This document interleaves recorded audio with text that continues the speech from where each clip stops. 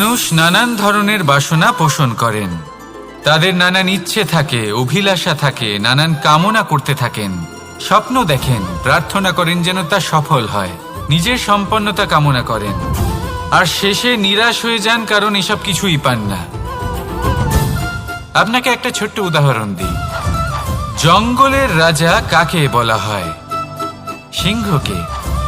এবার যেহেতু সিংহ বনের রাজা, তাই হরিণ তো তার কাছে এসে এটা বলতে পারে না যে আপনি হলেন বনের রাজা, তাই আপনি আমাকে মেরে ফেলুন, আমাকে খেয়ে ফেলুন আর নিজের ক্ষুধা নিবারণ করুন। এমন তো হয় না। সিংহ যতই বনের রাজা হোক, তাকেও পরিশ্রম অবশ্যই করতে হয়, তবেই তার ক্ষুধা নিবারণ হয়। সেইভাবেই আপনার সমস্ত স্বপ্ন, আপনার সমস্ত ইচ্ছে, আপনার সমস্ত অভিলাষা, সমস্ত আকাঙ্ক্ষা পূরণ হবেই, অবশ্যই হবে, পরিশ্রমের দ্বারা। শুধু ভাবলেই হবে না। তাহলে আপনিও জীবনে পরিশ্রম করুন, নিজের সমস্ত স্বপ্ন পূরণ করুন, আর আমার সাথে ভালোবেসে বলুন, রাধা রাধা।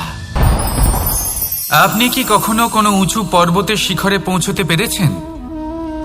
যদি পৌঁছে থাকেন বা যদি আপনি কোনো উঁচু পর্বতের শিখরে যান, তাহলে ভালো করে দেখবেন, আপনি যত উঁচুতে অগ্রসর হতে থাকবেন, আস্তে আস্তে সমস্ত বনস্পতি বিলুপ্ত হতে থাকে। তারপরে সমস্ত গাছপালা, পশু পাখি সব বিলুপ্ত হতে থাকে। শেষ পর্যন্ত সেই শিখরে থেকে যায় শুধুমাত্র শান্তি, নীরবতা। আমাদের মানুষের সাথেও এটাই হয়। মানুষ যখন আত্মবিকাশের পথে অগ্রসর হতে থাকে এবং নিজের জীবনের শিখরে পৌঁছতে চায়, তখন তার একা থাকা অত্যন্ত প্রয়োজনীয় হয়। আর তাকে তখন ত্যাগ করতে হয় নিজের সুখ স্বাচ্ছন্দ্য, নিজের সম্পত্তি, নিজের সমৃদ্ধি, নিজের সৌন্দর্য। দেখুন, জীবনের শিখরে পৌঁছনো একেবারেই সহজ কাজ নয়। এ হলো অত্যন্ত দুর্গম এক পথ। কিন্তু যদি আপনি সেখানে পৌঁছতে চান, তাহলে আপনাকে ত্যাগের প্রবৃত্তি জাগিয়ে তুলতে হবে। ত্যাগ কি সেটা জানতে হবে, কারণ ত্যাগের ফলেই মনে শান্তি আসে, আর সেই শান্তির ফলে মনে উৎপন্ন হয় প্রেম। আর এই প্রেমই হলো জীবনের অন্তিম লক্ষ্য। তাহলে আসুন আমার সাথে ভালোবেসে বলুন, রাধা রাধা।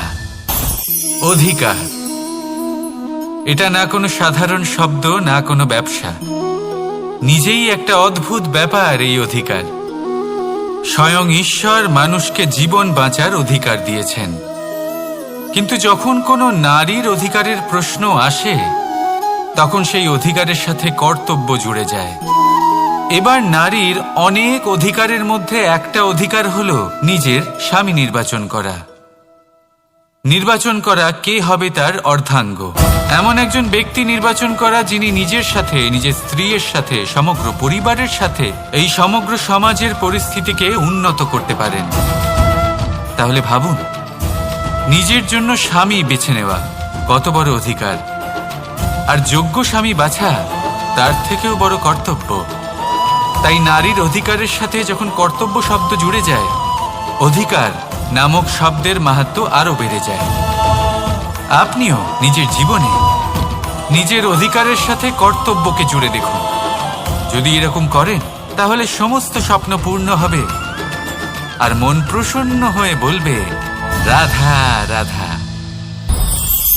কর্ম, কর্ম সর্বদাই শান্ত মনে করুন। ভিতের সেই ইটের মতো করুন যে শান্তভাবে 7 হাত গভীরে অবস্থান করে। সবার চোখ যায় শিখরের সেই পতাকার দিকে, কিন্তু শিখরে থাকা সেই পতাকা প্রতীক হলো ভিতের মধ্যে থাকা সেই ইটের শক্তির, যে শান্ত মনে নিজের কাজ করে গেছে। তাই এইভাবেই নিজের কর্ম করুন শান্ত মনে, সন্তোষ ভাব নিয়ে। কলরব যা করার তা আপনার সাফল্যকে করতে দিন, কারণ যখন সাফল্যের এই জয় জয়কার চারিদিকে ছড়িয়ে পড়ে, তখন কর্মের এই মৌনতা আরো শক্তিশালী হয়ে ওঠে। তাহলে আসুন আমার সাথে ভালোবেসে বলুন, রাধা রাধা। পরীক্ষা, এমন একটা শব্দ যেটা শুনে সংসারের বেশিরভাগ মানুষই ভয়ভীত হয়ে পড়েন। কারণটা কি? অসফলতার ভয়। পরীক্ষা এই শব্দের যদি আমি অন্য দিকটা দেখাই, তার তাৎপর্য এই নয় যে আপনার দুর্বলতা সবার সামনে তুলে ধরবে। এটা তো হলো সেই যুক্তি যা আপনার বল, সাহস, শক্তিগুলি সবার সম্মুখে তুলে ধরবে। আগে হ্যাঁ, এটাই হলো সেই যুক্তি। আপনি নিজেই কখনো দেখবেন পরীক্ষার সময় আপনার অন্তরের অনেক গুণ বাইরে বেরিয়ে আসে। এমন কোনো শক্তির উদ্ভব হয় যার বিষয়ে আপনি নিজেও জানতেন না, ঠিক কিনা? তাই এই পরীক্ষাকে কখনো ভয় পাবেন না। বিশ্বাসের সাথে নির্ভীক হয়ে এটার সম্মুখীন হন। দিনের শেষে এই পরীক্ষা শুধুই আপনাকে উজ্জ্বল করবে, আপনাকে আরো শ্রেষ্ঠ করে তুলবে। তাহলে আসুন আমার সাথে ভালোবেসে বলুন, রাধা রাধা। জলে জলকেলি করতে কে না ভালোবাসেন? আমাদের মধ্যে প্রত্যেক মানুষ চান কোথাও একটা সরোবরে, কোনো নদীতে, জলের মাঝে জলক্রীড়া করে আনন্দ উপভোগ করতে, তাই তো? এবার বলুন, আমাদের মধ্যে এমন কে কে আছেন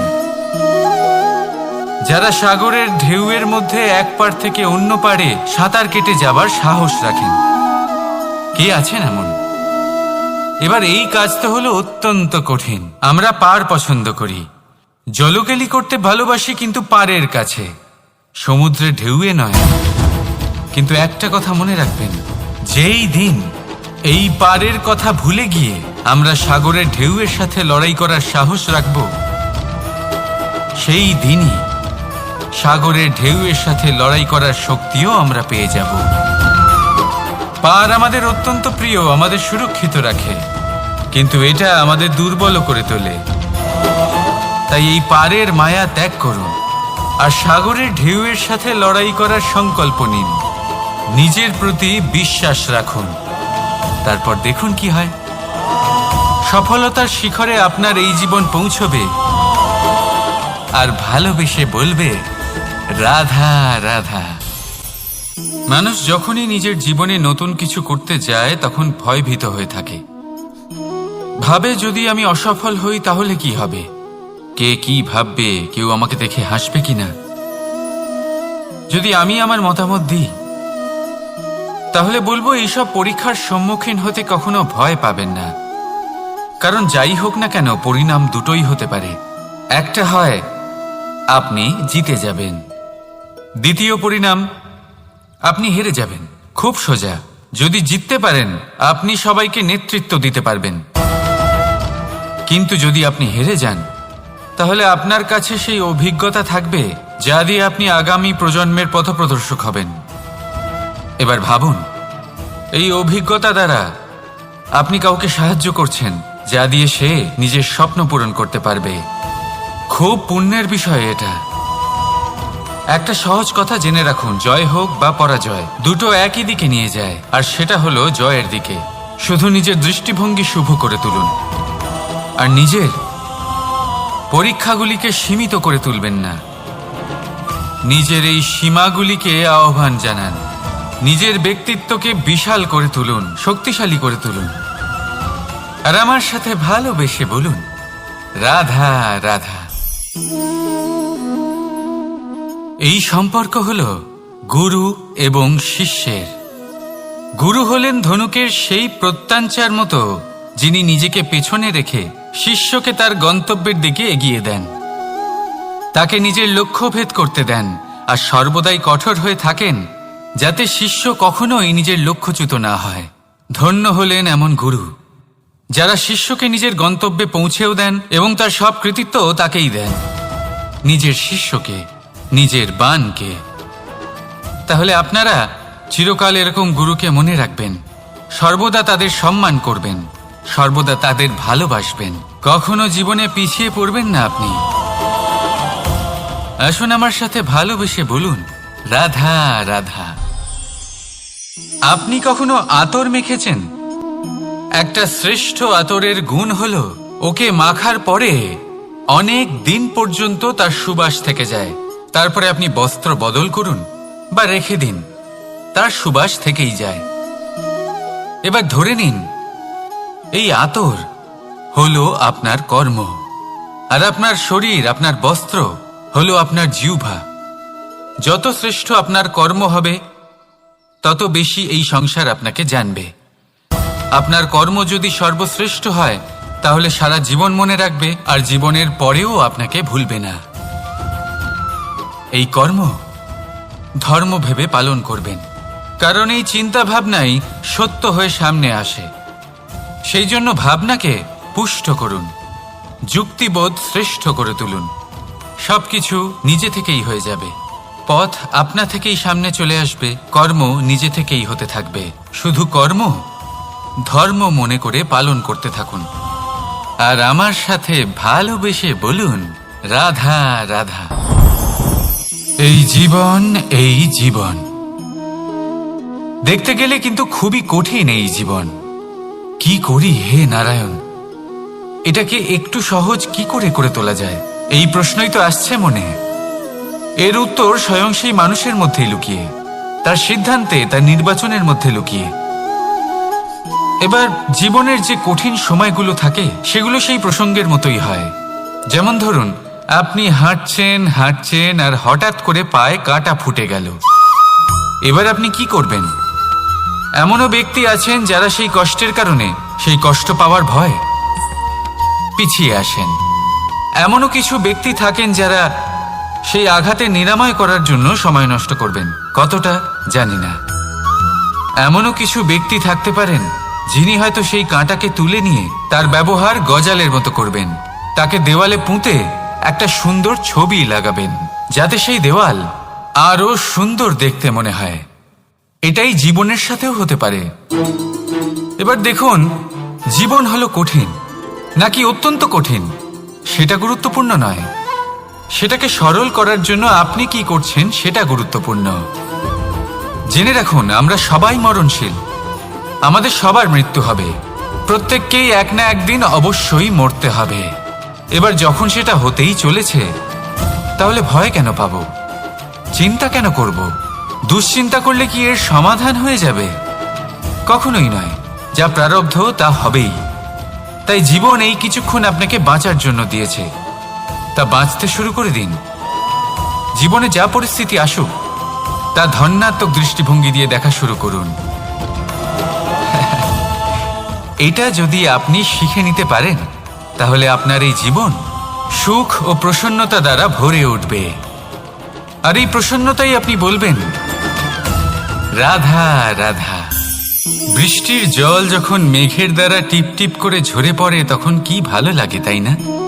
শুধু যে এই আবহাওয়া ভালো করে তুলে তাই নয়, এই মাটিতে সমাহিত হয়ে একটা অত্যন্ত সুন্দর গন্ধ উৎপন্ন করে। এই লতা পাতা, এই বৃক্ষ এদের জীবন দান করে, এদের পুষ্ট করে তোলে, আর তার সাথেই অনেক জীবের কল্যাণ করে। কিন্তু ভাবুন, যখন বজ্রপাত হয় তখন কি হয়? এই সমস্ত জলের ফোঁটা অনিয়ন্ত্রিত হয়ে যায়, একটা ভয়ানক বন্যার রূপ নিয়ে নেয়, যা শুধুমাত্র মহাবিনাশ করে। এর সারমর্ম কি? এর সারমর্ম হলো কর্ম করুন, কিন্তু তার নিয়ন্ত্রণ রেখে। যদি আপনি নিয়ন্ত্রণে না থাকেন তাহলে আপনিও জীবনরূপী এই বর্ষার পরিবর্তে ভয়ানক বন্যার রূপ ধারণ করবেন।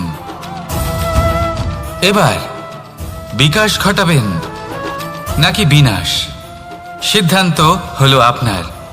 যদি বিকাশ ঘটাতে চান তাহলে নিজের কর্মের সাথে সাথে নিজের মনকেও নিয়ন্ত্রণ করতে শিখুন। এই মনকে সংযত করুন, একে নিয়ন্ত্রণে রাখুন, নিজের কর্মকে নিয়ন্ত্রণে রাখুন, ভারসাম্য বজায় রাখুন, আর আমার সাথে ভালোবেসে বলুন, রাধা রাধা। কখনো ঘোড়া আর তার ঘোড়সওয়ারিকে দেখেছেন? ঘোড়ার ডান এবং বাম দিকে যেন একটা পর্দা লাগানো থাকে। তার কারণ কি?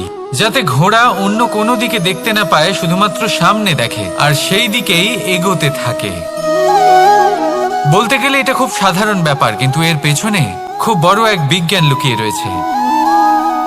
আপনি যদি জীবনে নিজের লক্ষ্যে পৌঁছতে চান তাহলে আপনাকে এদিক ওদিক তাকানো বন্ধ করতে হবে, শুধু সামনে নিজের লক্ষ্যের দিকে তাকিয়ে থাকতে হবে। তখনই জীবনে সাফল্য লাভ করবেন। ঘোড়া তো শুধুমাত্র এক পশু, তার উপরে লাগাম পরাতে হয়, চোখের ডান এবং বাম দিকে পর্দা পরিয়ে দেওয়া হয়। আপনি হলেন মানুষ, আপনাকে লাগাম কে পরাবে? কেউ না, এটা আপনাকে নিজেকেই করতে হবে। মনের গভীরে প্রবেশ করুন আর আবেগগুলিকে লাগাম পরান, তাদের নিয়ন্ত্রণ করতে শিখুন। আর নিজের দৃষ্টি সামনে, শুধু নিজের লক্ষ্যের দিকে। মনে রাখবেন, যদি আপনার দৃষ্টি শুধুমাত্র নিজের লক্ষ্যে থাকে তাহলে লক্ষ্য ভেদ অবশ্যই করবেন। যদি একাগ্রতা এদিক ওদিক চলে যায় তাহলে লক্ষ্য হারিয়ে যাবে। রাধা রাধা। যথা রাজা তথা প্রজা, যথা বীজ তথা বৃক্ষ, যথা ভূমি তথা অঙ্কুর। কি সুন্দর শব্দ এগুলি! আর যতটাই সুন্দর ততটাই গভীর হলো তার অর্থ। যেমন রাজা হবেন, প্রজা তেমনই হবেন। যেমন ভূমি হবে, অঙ্কুরও তেমনই হবে। কখনো গভীরে গিয়ে এই কথার অর্থ বোঝার চেষ্টা করেছেন আপনি? রাজা এই শব্দের মূল হল রজ। রজ কথার অর্থ হল মাটি। অর্থাৎ রাজা হলেন তিনি যিনি মাটির সাথে যুক্ত। রাজা হলেন তিনি যিনি প্রজাদের সম্মান করবেন, তাদের যত্ন নেবেন, তাদের চোখে জল দেখলেই চিন্তিত হয়ে উঠবেন, তাদের অশ্রু মোছার জন্য সমস্ত সম্ভাব্য চেষ্টা করবেন, তাদের সুখী রাখার জন্য সমস্ত চেষ্টা করবেন। রাজা এরকম হয়। এবার এই সমস্ত গুণ যদি একজন রাজার মধ্যে না থাকে তাহলে প্রজার মধ্যে অসন্তোষ দেখা যায়। আর এই অসন্তোষ বিদ্রোহের রূপ নেয়। আর এই বিদ্রোহ যে কোনো রূপেই হলো বিনাশকারী। তাহলে রাজার উচিত প্রজাদের রক্ষা করা এবং প্রজাদেরও উচিত রাজার প্রতি বিশ্বাস রাখা, তার অনুকরণ করা। এই দুজন যখন এক হবেন তখনই শাসন স্থির হবে, তখনই এই দেশ নিয়ন্ত্রণে থাকবে। যদি দুজনের মধ্যে কোনো একজন নিয়ন্ত্রণ হারান তখন মহা বিনাশ অবশ্যই হবে। তাহলে রাজা নিজের কর্ম করবেন আর প্রজা নিজের ধর্ম পালন করবেন। আর আমার সাথে ভালোবেসে বলবেন রাধা রাধা। এই বৃক্ষ দেখতে পাচ্ছেন, বটবৃক্ষ। এই সংসারের সব থেকে বড় বৃক্ষের মধ্যে অন্যতম। কি না করে এই বৃক্ষ! অনেক বছর ধরে বেঁচে থাকে এই বৃক্ষ। এই বৃক্ষ সর্বদাই বাড়তে থাকে। কত পশু পাখিদের এই বৃক্ষ আশ্রয় প্রদান করে। পথ চলতি পথচারীদের এই বৃক্ষ ছায়া প্রদান করে, আশ্রয় প্রদান করে, বিশ্রাম করার জায়গা দেয়, শীতল ছায়া দেয়। বটবৃক্ষ সংসারের সব থেকে বড় বৃক্ষদের মধ্যে একটা বৃক্ষ। এই বৃক্ষের বীজ সর্ষে দানার থেকেও ছোট হয়, কিন্তু তা মাটির মধ্যে সমাহিত হয়ে যায়, নিজের খোলসকে ভেঙে প্রথমবার অঙ্কুরিত হয়। আর তারপরে আস্তে আস্তে আস্তে একটা ছোট্ট বীজ একটা বিশাল বটবৃক্ষে পরিণত হয়।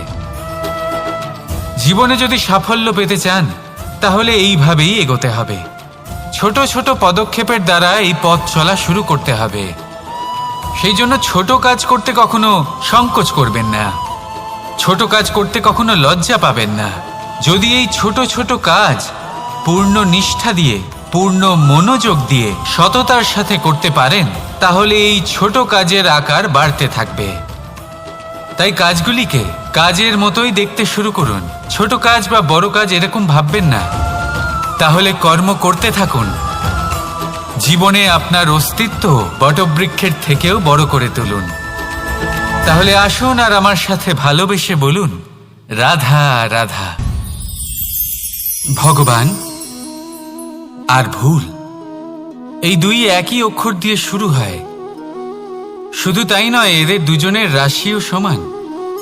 এবারে আপনারা বলবেন যে ভগবান, ভুল, এদের মধ্যে কিভাবে মিল থাকতে পারে? অনেক বড় মিল আছে। না শুধু এ এক অক্ষর দিয়ে শুরু হয়, বরং এদের বিজয় মন্ত্রটাও এক। ভগবানকে মানুন, তাকে বিশ্বাস করুন, তাকে স্বীকার করুন। এটা করলে মনের দৃষ্টি থেকে ভগবানকে দেখা যায়, আর উনি আপনাকে সমৃদ্ধ করে তোলেন। ভুলের সাথেও এটাই ঘটে। নিজের ভুল স্বয়ং মেনে নিলে, স্বীকার করে নিলে সব কিছুই স্পষ্টভাবে দেখতে পাবেন। যেদিন থেকে আপনি নিজের ভুল মেনে নিতে শিখবেন, সেদিন থেকে সেই ভুল শোধরানোর প্রক্রিয়াও শুরু হয়ে যাবে। আপনি বুঝে যাবেন নিজের ভুল কিভাবে শোধরাতে হয়। তাই মনে রাখবেন, নিজেকে শ্রেষ্ঠ করে তোলার জন্য নিজের ভুল স্বীকার করা অত্যন্ত প্রয়োজনীয়। এই জীবনে শান্তি আনার জন্য ঈশ্বরকে মেনে নেওয়াও অত্যন্ত প্রয়োজনীয়। সবসময় নিজের গুণ এবং নিজের দোষ মনে রাখবেন। আজীবন সুখী থাকবেন। রাধা রাধা। আমরা সবসময় চাই যে এই সংসার আমাদের জ্ঞানী বলবে, বুদ্ধিমান বলবে, বুঝদার বলবে, কিন্তু মূর্খ যেন কেউ না বলে। মূর্খ শব্দটা আমরা কেউ শুনতে চাই না, দূরে পালাতে থাকি। কিন্তু একটা সত্যি সবার কাছে অজানা, যে মূর্খ হওয়া হলো বুদ্ধিমান হওয়ার দিকে সর্বপ্রথম পদক্ষেপ। আপনি যত খুশি দিগ্গজ জ্ঞানী মানুষদের সাথে আলাপ করুন, যত ইচ্ছে কথা বলুন, যতই জ্ঞানের কথা আলোচনা করুন, অভিজ্ঞতা মূর্খ হবার পরেই পাওয়া যায়, তাই নয় কি? মূর্খ হবার পরে আপনি এটা বুঝতে পারবেন যে কি করা উচিত নয়। জ্ঞানী ব্যক্তি আপনাকে এটা বলবেন যে কি করা উচিত। আর এই সংসারে কি করা উচিত তার থেকেও অনেক বড় জ্ঞান হলো কি করা উচিত নয়। সেই জন্য সব সময় মনে রাখবেন, আপনার করা কিছু ভুল আপনাকে যদি কেউ মূর্খ বানিয়ে থাকে, ছল চাতুরি করে থাকে, তাহলে কোনো ব্যাপার নয়। এটা শেষ পর্যন্ত আপনাকে আরো বুদ্ধিমান করে তুলবে।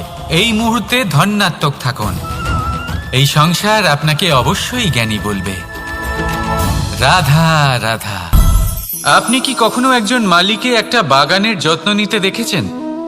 যদি কখনো একটা গাছে উই ধরে যায়, মালি তখন শুধু সেই গাছের নয়, সমস্ত বাগানের চিকিৎসা করায়।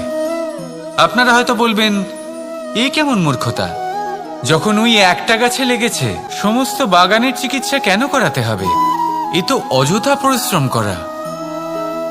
কিন্তু মালি খুব ভালো করে জানে যে উই হয়তো একটা গাছে লেগেছে, কিন্তু তা সমস্ত বাগানকে নাশ করে দিতে পারে।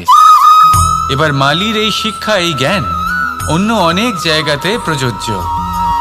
এই সংসারে আমরা শুধুমাত্র নিজের পরিবারের কথাই চিন্তা করি, তাদের যত্ন নিই, চেষ্টা করি যেন তারা ভালো থাকেন, সুখে থাকেন। আর সেই সময় এই সমাজের কিছু বিরোধী মনোভাব এই সমাজকে গ্রাস করে ফেলে, এই সমাজকে নষ্ট করে ফেলে। কিন্তু আমাদের নজর শুধু আমাদের পরিবারে থাকে। সেই জন্য যখন কথা ওঠে রাষ্ট্রের, দেশের, তখন তার জন্য সিদ্ধান্ত নিতে হবে, তখন তার জন্য ত্যাগ করতে হবে। আর মনে রাখবেন, যে সমস্যায় আসুক তার সমাধান পূর্ণরূপে বাঞ্ছনীয়। এই সংসারে প্রত্যেক ব্যক্তি যদি নিজের পরিবারেরও খেয়াল রাখেন এবং সমাজেরও খেয়াল রাখেন এবং সঠিকভাবে এই দেশেরও খেয়াল রাখেন, তবেই এই দেশ সম্পন্ন হতে পারবে। তাহলে আপনিও সেই প্রয়াস করুন আর আমার সাথে ভালোবেসে বলুন, রাধা রাধা।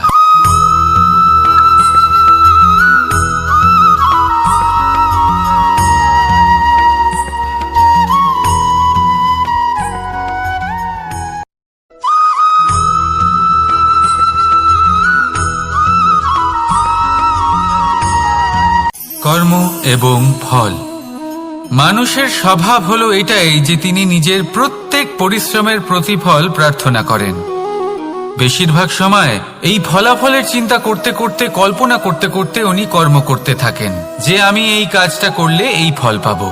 সেই সব কল্পনা করতে থাকেন যা না তার হাতে আছে, না আছে অধিকার, আর না আছে নিয়ন্ত্রণ। উনি শুধু নিজের কর্ম করতে পারেন। উনি কি ফল পাবেন তা তার হাতে কখনোই নেই। তাই আপনিও শুধুমাত্র কর্ম করতে থাকুন, ফলের চিন্তা করবেন না। মনে রাখবেন, শিকড় এবং শাখা যেভাবে একে অপরের সাথে জড়িয়ে, সেইভাবেই একে অপরের সাথে জড়িয়ে কর্ম এবং ফল। যেরকম কর্ম আপনি করবেন সেরকম ফল আপনি অবশ্যই পাবেন। তাই এই ফলের আশায় কর্মের সময় কখনোই নষ্ট করবেন না, কারণ যে ব্যক্তি সময় নষ্ট করেন, সময় সেই ব্যক্তিকে অবশ্যই নষ্ট করে দেয়। কর্ম করুন নিঃস্বার্থভাবে, ফলের চিন্তা করবেন না, আর আমার সাথে ভালোবেসে বলুন রাধা রাধা। কর্ম এবং ফল দেখতে গেলে এই সমস্ত ব্রহ্মাণ্ড এই দুইয়ের মাঝেই স্থির হয়ে আছে। মানুষজন কর্ম করেন ভালো ফল লাভের আশায়, আর ভালো ফল লাভের আশায় উনি এটাই ভুলে যান যে উনি যে কর্ম করছেন তা কি করছেন। আমি বলেছিলাম কর্ম করুন ফলের চিন্তা না করে, কিন্তু কি কর্ম করছেন সেই বিষয়ে ভাবাটাও অত্যন্ত আবশ্যক। নয়তো অনেক সময় আমরা এমন কর্ম করে ফেলি যা না চাইতেও বিষে পরিণত হয়, যা হয়েছে দুঃশাসনের সাথে, দুর্যোধনের সাথে, গুরু দ্রোণের সাথে। একজনের মানসিকতা উচিত ছিল না, একজনের বিবেক উচিত ছিল না, আরেকজন যে পক্ষ নির্বাচন করেছিলেন সেই পক্ষ উচিত ছিল না। আর যা কিছু ওনাদের সাথে হলো, আপনার আমাদের সকলের সাথে তা হতে পারে। আমি বলেছিলাম কর্ম করুন, ফলের চিন্তা করবেন না, কিন্তু এই কর্মের বিষয়ে বিচার করে দেখাটাও ততটাই আবশ্যক। দেখুন, কর্ম করার উচিত প্রক্রিয়া ফলের চিন্তা না করা, কিন্তু যদি আপনার কর্ম শুভ হয় তাহলে তার ফলও নিয়তি আপনাকেই দেবে। সর্বদা কর্ম করার সময় এটা ভাবুন যে আপনার এই কর্ম এই সংসারকে, এই সমাজকে, আপনার পরিবারকে, আপনার আশেপাশের মানুষজনকে কোন দিশায় নিয়ে যাবে। যদি এটা সবার জন্য মঙ্গলময় হয় তাহলে কর্ম করতে থাকুন। আর হ্যাঁ, নিশ্চিত রূপে ফলের চিন্তা করবেন না। আসুন আমার সাথে ভালোবেসে বলুন রাধা রাধা। বটবৃক্ষের বীজ সর্ষের দানার থেকেও ছোট হয়, কিন্তু যখন তা নিজের রূপ ধারণ করে তখন তা বিশাল বৃক্ষের আকার ধারণ করে, যা সহস্র বছর ধরে বেঁচে থাকে, ছায়া প্রদান করে, পাখিদের আশ্রয় প্রদান করে, আর দেয় পথচারীদের বিশ্রাম করার স্থান। কেন? কারণ সেই ছোট বীজ তা মাটির ভেতরে গিয়ে নিজের খোলস ত্যাগ করে। অন্ধকারে থাকে সে, যতই আলো আসুক না কেন, যতই বর্ষা আসুক না কেন, সব সহ্য করে। আর তারপরে একটা চারা গাছ অঙ্কুরিত হয়, তারপর ধীর গতিতে একটা বিশাল বৃক্ষতে পরিণত হয়। দেখুন, জীবনে কঠিন সময় আসে, এই জন্য নয় যে আপনি হার মেনে নেবেন, এই জন্য আসে যাতে আপনি ভবিষ্যৎ নির্মাণের জন্য নিজেকে তৈরি করতে পারেন। যদি কঠিন সময়ে আপনি ওই বীজের মতো দৃঢ় হয়ে থাকতে পারেন, তাহলে আপনিও একদিন সেই বিশাল বৃক্ষের মতো নিজের অস্তিত্ব গড়ে তুলতে পারবেন, যা সহস্র বছর পর্যন্ত মনে রাখা হবে। আসুন আমার সাথে ভালোবেসে বলুন রাধা রাধা। এই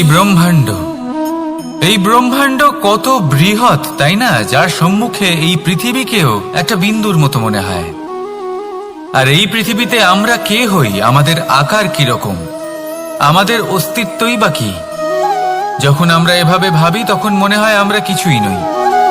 তা আমরা যখন কিছুই নই, তাহলে আমরা এত চিন্তা করি কেন? কি ভেবে ভয় পাই? কাকেই বা এত ভয় পাই? কে আমাদের মারতে পারে আর কেই বা আমাদের জন্ম দেবে? আত্মার আসলে না কখনো জন্ম হয় আর না কখনো মৃত্যু। আত্মা শুধুই শরীর বদল করে। আপনি, আমি, আমরা সকলে এই শরীর নয়, আমরা হলাম আত্মা, যা হলো পরম আত্মার পরম অঙ্গ। সেই জন্য মনে রাখবেন, বাইরের কোথাও দেখবেন না, নিজের অন্তরের গভীরে গিয়ে দেখুন, আত্মাকে উপলব্ধি করতে শিখুন। ক্লেশ, ভয়, চিন্তা, এই সব কিছুর থেকে নিজেকে দূরে রাখুন, তাহলেই উপলব্ধি করতে পারবেন পরমাত্মাকে। তাহলে আসুন আমার সাথে ভালোবেসে বলুন রাধা রাধা। পরিবর্তন এই সংসারের শাশ্বত নিয়ম। কোনো রাজা নেই যিনি চিরকাল রাজা থাকেন, কোনো ধনী ব্যক্তি নেই যিনি চিরকাল ধনী থাকবেন। এই সংসারে সূর্যের স্থান নেওয়ার জন্য চন্দ্রিমার আগমন ঘটে। কোন স্থান যাকে পতিত বলা হয়েছিল সেখানে মহল তৈরি হয়েছে। কোন স্থান যাকে আজ মলিন বলা হয়েছে কাল সেখানে মন্দিরও স্থাপন হতে পারে। কোন ঋতু চিরকালের জন্য থাকে না, কখনো সময় চিরকাল একরকম থাকে না। আজ যা আপনার কাছে রয়েছে কাল অন্য কারোর ছিল, আজ যে আপনার কাছে রয়েছে কাল তা অন্য কারোর কাছে চলে যাবে। আপনার সাথে কিছু থাকলে তা হলো আপনার কর্ম, কিন্তু সেই কর্মের পরিণামও আপনার নয়। আপনি শুধু কর্ম করুন, বাকি সবকিছুই পরিবর্তনশীল। কিন্তু সেই পরিবর্তনকে দেখে ভয় পাওয়ার প্রয়োজন নেই, তাকে স্বাগত জানান। যদি আপনি হাসি মুখে সেই পরিবর্তনকে স্বাগত জানান, তাহলে এই পরিবর্তনও হাসি মুখে আপনার সাথে থাকবে। আসুন আমার সাথে ভালোবেসে বলুন, রাধা রাধা। সঞ্চয়। মানুষের যখন থেকে বোধ বুদ্ধি হয় সঞ্চয় করতে আরম্ভ করে দেন। সঞ্চয় করতে থাকেন ভোজনের, সঞ্চয় অর্থের, সঞ্চয় শক্তির। নিজের জন্য করেন, নিজের পরিবারের জন্য করেন, নিজের স্ত্রীর জন্য করেন, সন্তানের জন্য করেন, সন্তানের সন্তানের জন্যও সঞ্চয় করেন। সঞ্চয় করার জন্য ওনার কাছে অনেক কারণ রয়েছে, কারণ উনি এটা ভাবেন যে এই সঞ্চিত শক্তির জন্য কেউ ওনার কোনো ক্ষতি করতে পারবে না। মানুষ ভুলে যান একটা গুরুত্বপূর্ণ কথা, এই সত্য, উনি এই সংসারে খালি হাতেই এসেছিলেন আর এখান থেকে ওনাকে খালি হাতেই যেতে হবে। যা এখানকার তা এখানেই থেকে যাবে। আর যদি কিছু ওনার সাথে যায় তা হলো ওনার কর্ম, আর কিচ্ছু নয়। তাই যদি কিছু অর্জন করতে চান তাহলে শুভ কর্ম অর্জন করুন, আত্মশক্তি অর্জন করুন, কারণ পরলোকে এটাই হবে আপনার সম্পত্তি। তাহলে কি এটা আপনি অর্জন করতে চান না? আসুন আর আমার সাথে ভালোবেসে বলুন, রাধা রাধা। সদিচ্ছা। দেখতে গেলে 3 অক্ষরে তৈরি এই শব্দ, কিন্তু সমস্ত ত্রিলোক তার উপরেই আধারিত। আপনি এই সংসারে এসেছেন, তখন অবশ্যই শ্বাস নেবেন, কিন্তু তার বদলে আপনাকে কিছু তো দিতেই হবে। আপনার উপর নির্ভর করছে আপনি কি দেবেন। কি দেবেন এই সংসারকে, এই সমাজকে, নিজের পরিবারকে, আর তার বদলে কি নেবেন? যশ নাকি অপযশ? দেখুন, এক ছিল রাবণ, যে কিনা সমুদ্র পার করলো সীতাকে অপহরণ করার জন্য, আর এক ছিলেন রামচন্দ্র, যিনি সমুদ্র পার করেছিলেন, সেতু বানিয়ে গিয়েছিলেন সীতাকে ফিরিয়ে নিয়ে আসার জন্য। দুজনেই সমুদ্র পার করেছিলেন, শুধু পার্থক্য ছিল সদিচ্ছাকে বোঝার, লক্ষ্যের।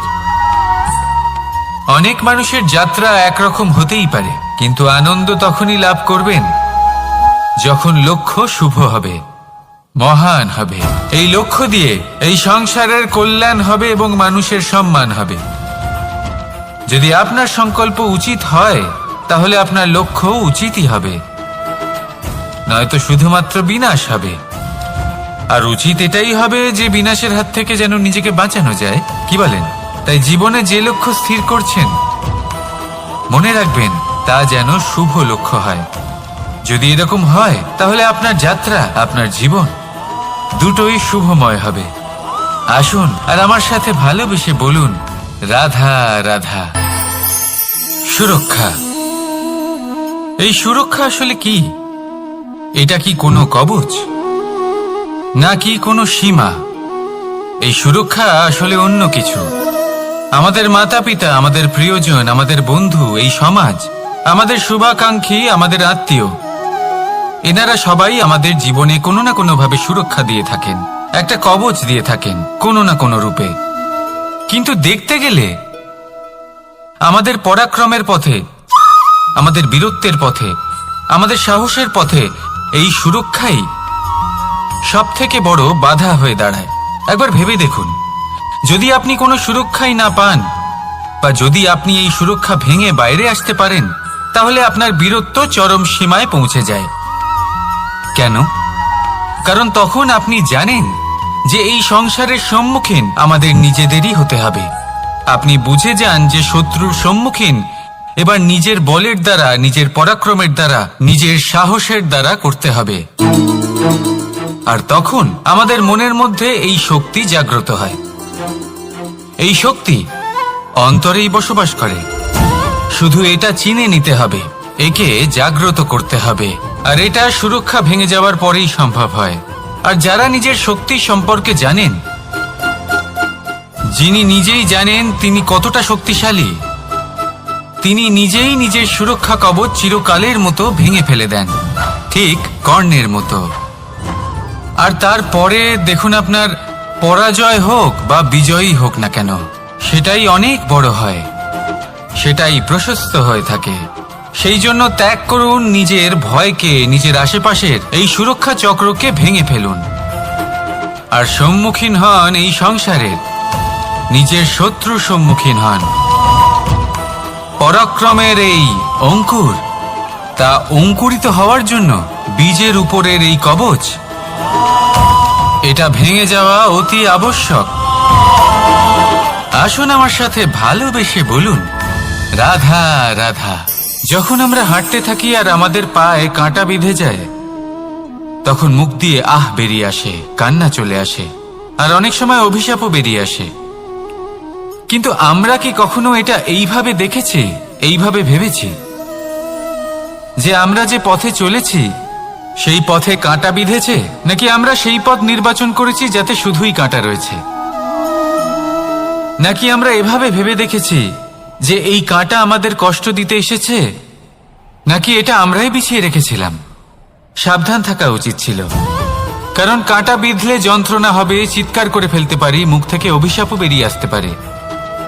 কিন্তু এই অভিশাপ শুধুমাত্র আমাদের তরফ থেকে অভিশাপ হয়, সামনের ব্যক্তিটির ওপরও নির্ভর করে। এবার সেই ব্যক্তি যদি এমন হয় যে ফুল আর কাঁটা এই দুই সমানভাবে গ্রহণ করতে পারে, তার কাছে অভিশাপও বরদানে পরিণত হয়। শেষ পর্যন্ত ব্যাপারটা দাঁড়ায় ভাবনা, চিন্তা, দৃষ্টিভঙ্গির ওপর। কারণ আপনার এই ভাবনাই সত্যি হয়ে সামনে আসে। সেই জন্য এই ভাবনা, চিন্তা, মানসিকতাকে গুরুত্ব সহকারে দেখবেন। এই বিবেচনা নিয়ে বিবেচনা করতে শিখুন। আমার কথার অর্থ হলো যে জীবনে যখন এরকম কিছু একটা ঘটবে, তখন ভেবে দেখুন যে এরকম কেন হলো। আপনি কি এমন কোনো কর্ম করেছিলেন যার কর্মফল এটা? এমন কোনো কাজ যা অনুচিত ছিল, অসত্য ছিল, যা অভদ্রতার কারণ ছিল? ভেবে দেখা প্রয়োজন। দেখুন, ইচ্ছে হলো আপনার যে আপনি কি করতে চান, ভাবনা আপনার, সত্য আপনার, জীবন আপনার, সিদ্ধান্ত আপনার। আসুন আর আমার সাথে ভালোবেসে বলুন, রাধা রাধা। সময়, এই সময় আসলে কি? এই সময় একটা সরল রেখা তো কখনোই নয়। সময় হলো একটা চক্র, যেখানে এর আদি সেখানেই হলো এর অন্ত, আর যেখানে তা শেষ হয় সেখান থেকেই তার শুরু হয়। এই সময় একটা অত্যন্ত বিচিত্র চিন্তা, বিচিত্র ভাবনা, একটা বিচিত্র বস্তু যা কেউ বুঝতে পারেন না। এই সময়ের লীলা, এর কোনো প্রমাণ নেই, কোনো জ্ঞান নেই, কোনো পরিমাপ নেই। শুধু এটুকু আমরা জানতে পারি, যেখানে শেষ হবে সেখান থেকে একটা নতুন সূচনাও হবে। যা আজ আপনার কাছে আছে, কাল অন্য কারোর কাছে যাবে, তারপরে তার কাছ থেকেও অন্য কারোর কাছে যাবে, তারপরে তার থেকেও ছিনিয়ে নেওয়া হবে। এই নিয়তির একজনের কাছ থেকে অন্যজনের কাছে আদান প্রদানের এই সময় হলো আপনার সময়। এই সময়ের সদ্ব্যবহার করুন, এই সময়কে বাঁচুন। আপনাকে শুধু এটাই সুনিশ্চিত করতে হবে যে আপনি কোন পক্ষে আছেন। আর সত্যি বলতে কি, আপনার জীবনের পরিণাম নির্ভর করে আপনার নির্বাচনের ওপর। আপনি কোন পক্ষ নির্বাচন করছেন। তাহলে মনে রাখবেন, জীবনে সেই পক্ষই নির্বাচন করবেন যা চয়ন করার পরে আপনি সুখ অনুভব করবেন, আপনি সন্তোষ লাভ করবেন, প্রসন্নতা লাভ করবেন। আর আমি এটাই সুনিশ্চিত করব যে এই পক্ষ যেন শান্তির পক্ষ হয়, এই পক্ষই যেন প্রেমের পক্ষ হয়, তাহলে চিন্তা করবেন না, আর আসুন আমার সাথে ভালোবেসে বলুন রাধা রাধা। দৃষ্টি আর দৃষ্টিভঙ্গি, এই সমগ্র লীলা হলো এই দুইয়ের। বিচিত্র হতে পারে, কিন্তু এটাই সত্যি। এবার আপনাকে একটা উদাহরণ দিয়ে বোঝাই। অনেক সময় আপনি কোনো ব্যক্তিকে এটা বলতে শুনবেন যে আমি আমার নিজের উপরে গর্ব করি, আমি নিজেকে নিয়ে গর্ব করি, আমি খুব ভালোভাবে আমার মা বাবার সেবা করি, ওনাদের আমি সবসময় সুখী রাখি, ওনাদের আমি একটা বাড়ি দিয়েছি, সকল সুখ সুবিধা দিয়েছি, ওনাদের জীবনে প্রত্যেক জিনিস দিয়েছি আর দেব যা তাদের প্রয়োজন। এবার আমাকে বলুন যে আপনি কে হন? আপনি হলেন সেই বীজ যা আপনার মাতা পিতা রোপণ করেছেন। আপনার মা বাবাই আপনাকে এই সংসারে জন্ম দিয়েছেন। এবার এইসব কথার কি তাৎপর্য? এই হলো সেই ব্যক্তির দৃষ্টিভঙ্গি। এবার দেখা যাক এই প্রকৃতি আমাদের কি শেখায়। কখনো কোনো গাছকে দেখবেন, যখন সেই গাছে ফল আসে, সে মালিকে এটা বলে না যে দেখো আমি তোমাকে ফল খেতে দিচ্ছি। সেই বৃক্ষ এটা বলে না যে দেখো আমি তোমায় আহার করতে দিচ্ছি, কারণ ও জানে যে এটা হলো সেই মালির পরিশ্রম, এটা হলো তারই কর্মের ফল, আর এটা তারই পাওয়া উচিত। সে বলে যে তোমার জিনিস তোমাকেই অর্পণ করলাম, এ আমার জিনিস নয়। ও জানে সেই মালির গুরুত্ব আসলে কি। এটা হলো তার দৃষ্টিভঙ্গি। সেই জন্য আপনি জীবনে কোন ব্যক্তির মধ্যে, কোন পশু পাখির মধ্যে, কোন প্রাণীর মধ্যে, কোন পরিস্থিতিতে, কোন আবেগের মুহূর্তে কি দেখতে পাচ্ছেন, সেটা আপনার দৃষ্টিভঙ্গির উপরে নির্ভর করছে। তাই নিজের মনে ধনাত্মক ভাব জাগ্রত করুন, শুভ চিন্তা নিয়ে আসুন। এই ভাবনাই সত্য হয়ে সামনে আসবে। এই দৃষ্টিভঙ্গি এমন হয়ে যাবে যে আপনার জীবনে সবকিছুই শুভ হবে। তাহলে আসুন আর আমার সাথে ভালোবেসে বলুন রাধা রাধা। প্রতিশোধ অথবা কাউকে দুঃখ দেওয়ার ভাবনা, যদি এটা আপনার মনে থাকে, তাহলে আপনি নিজের মনেই যন্ত্রণার একটা বিশাল বৃক্ষ রোপণ করছেন, এটা মনে রাখবেন। কারণ কাউকে দুঃখ দেবার এই ভাবনা, এটা হলো সেই বীজ যা আপনার মনেই পতিত হবে, আপনার মনেই অঙ্কুরিত হবে, আর আপনার মনেই একটা বিশাল বৃক্ষরূপে বেড়ে উঠবে। জীবন আপনার, কর্ম আপনার, কাউকে দুঃখ দেবার ভাবনা আপনার ছিল, এই বৃক্ষ হলো আপনার, তাই এর ফলও আপনিই পাবেন, যা গ্রহণও আপনাকেই করতে হবে। মনে রাখবেন, যে মানুষ এটা ভাবে যে আমি ওকে দুঃখ দেব, ওকে কষ্ট দিতে চাই আমি, সেই মানুষই দুঃখ আর কষ্ট পেয়ে থাকে।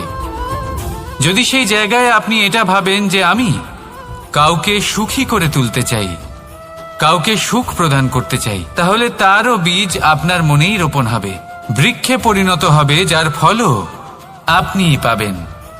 এখানে বিষয়টা হলো শুধু মানসিকতার চিন্তা, যা সত্য হয়ে আপনার সামনে আসে। তাহলে এই মানসিকতা শুভ করুন, সবার জন্য মঙ্গল কামনা করুন। অন্যের মনে আপনার জন্য ভালো চিন্তা থাকুক বা না থাকুক, আপনি সবার জন্য শুভ চিন্তা করে কর্ম করতে থাকুন, তাহলে আপনার সাথেও ভালোই হবে। তাহলে আসুন আর আমার সাথে ভালোবেসে বলুন রাধা রাধা। সুখ আর অভিজ্ঞতা, এই দুই জীবনে একসাথে কখনোই আসে না। মনে রাখবেন, যেখানে সুখ থাকে সেখানে অভিজ্ঞতা থাকে না, আর যখন এই সুখ আমাদের জীবন থেকে দূরে চলে যায়, তখন আমাদের জীবনে আসে এই অভিজ্ঞতা। পরমাত্মা, প্রকৃতি, নিয়তি এই অভিজ্ঞতাকে আমাদের জীবনে পাঠান, যাতে আমরা একটা অত্যন্ত গুরুত্বপূর্ণ শিক্ষা, একটা জ্ঞান প্রাপ্ত করতে পারি। এই অভিজ্ঞতা আমাদের শেখায় যে অতীতে এমন কি হয়েছিল যা আমাদের করা উচিত হয়নি। আমাদের শেখায় ভবিষ্যতে এমন কি আছে যা আমাদের করা উচিত আর কি করা উচিত নয়। দেখতে গেলে এই অভিজ্ঞতা আমাদের সেই শিক্ষা দেয় যার জন্য আমরা সুখের দিকে উচিতভাবে অগ্রসর হতে পারি। সেই জন্য জীবনে যখনই দুঃখ আসবে, দুঃখের এই সময় আসবে, তখন হতাশ হবেন না। বোঝার চেষ্টা করুন এই পরিস্থিতি কেন এসেছে, কি শিক্ষা দিতে এসেছে।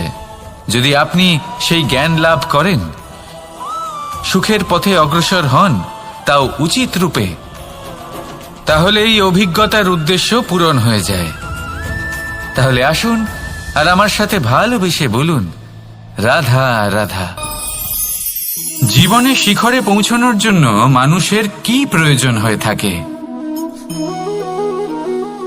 সিঁড়ির। কিন্তু তাও প্রত্যেক মানুষ, প্রত্যেক ব্যক্তি শিখরে পৌঁছতে পারেন না। এর কারণ কি?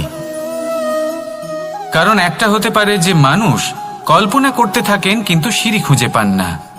কিছু মানুষ খুঁজে নেন কিন্তু তা পেয়ে এতটাই প্রসন্ন হয়ে যান যে তারপর আর কোনো কর্মই করেন না। খুব সোজা ব্যাপার। অনেক মানুষ সিঁড়ি খুঁজে পান না, আর যদি পেয়েও যান তাও যতক্ষণ না তাতে চড়ছেন সেই শিখরে পৌঁছবেন কি করে? যতক্ষণ না আপনি পরিশ্রম করছেন, যতক্ষণ না সেই সিঁড়িতে আপনি চড়ছেন, যতক্ষণ না ক্লান্ত হচ্ছেন, আপনার পায়ে হাঁটুতে ব্যথা না হচ্ছে, ততক্ষণ এই শিখরে পৌঁছানোর সৌভাগ্য লাভ করতে পারবেন না। তাহলে কল্পনার সাথে কর্ম করুন, পরিকল্পনার সাথে পরিশ্রম করুন, সব কিছু পাবেন। আসুন আমার সাথে ভালোবেসে বলুন, রাধা রাধা। সমস্যা, কঠিন সময়, সংকট, বিপদ কার জীবনে নেই? প্রত্যেকের জীবনে আছে। কিন্তু আমাকে একটা কথা বলুন, যদি নৌকায় ঢেউকে ভয় পেতে শুরু করে তাহলে সাগর পার করবে কে? কখনো কোনো ছোট্ট পিঁপড়েকে দেখেছেন যে আকারে হয়তো ছোট হতে পারে কিন্তু বড় শিক্ষা দিয়ে যায়? কিন্তু আমরা শিখি না। এবার দেখুন একটা পিঁপড়েকে যে ভোজনের খোঁজে বাইরে বের হয়, একটা ছোট্ট দানা তুলে নেয়। ছোট দানা তোলে কারণ তার থেকে বেশি সে তুলতেই পারবে না। সে দানা নিয়ে চলতে শুরু করে, কোনো দেওয়ালে উঠে পড়ে, আবার পড়েও যায়। সেই দানা দূরে কোথাও একটা পড়ে যায়, তা আবার খোঁজে, তুলে নেয়, আবার চলতে থাকে। পড়ে যায় আবার ওঠে, পড়ে যায় আবার ওঠে। সেই দানাটা রেখে দেয়, আবার বেরিয়ে পড়ে ভোজনের খোঁজে। পরিশ্রম করতে থাকে কিন্তু হার মানে না। এই শিক্ষাই তো আমাদের প্রাপ্ত করতে হবে। নিরন্তর পরিশ্রম আর নির্ভীক হয়ে কর্ম করে যেতে হবে। এটাই হলো সাফল্যের মাধ্যম, এটাই হলো জয়ের মন্ত্র, অচ্যুত অজয় অস্ত্র। তাহলে আসুন আর আমার সাথে ভালোবেসে বলুন, রাধা রাধা। আমরা সকলে চাই আমাদের জীবনে সাফল্য আসুক। আমরা চাই যে এই সংসারে আমাদের খ্যাতি ছড়িয়ে পড়ুক। আমরা চাই যেন আমরা আলোচিত হই। কিন্তু শুধু চাইলেই কি যায় আসে? যদি এই সংসারে আলোচিত হতে হয় তাহলে পরিচিত হতে হবে পরিশ্রমের দ্বারা।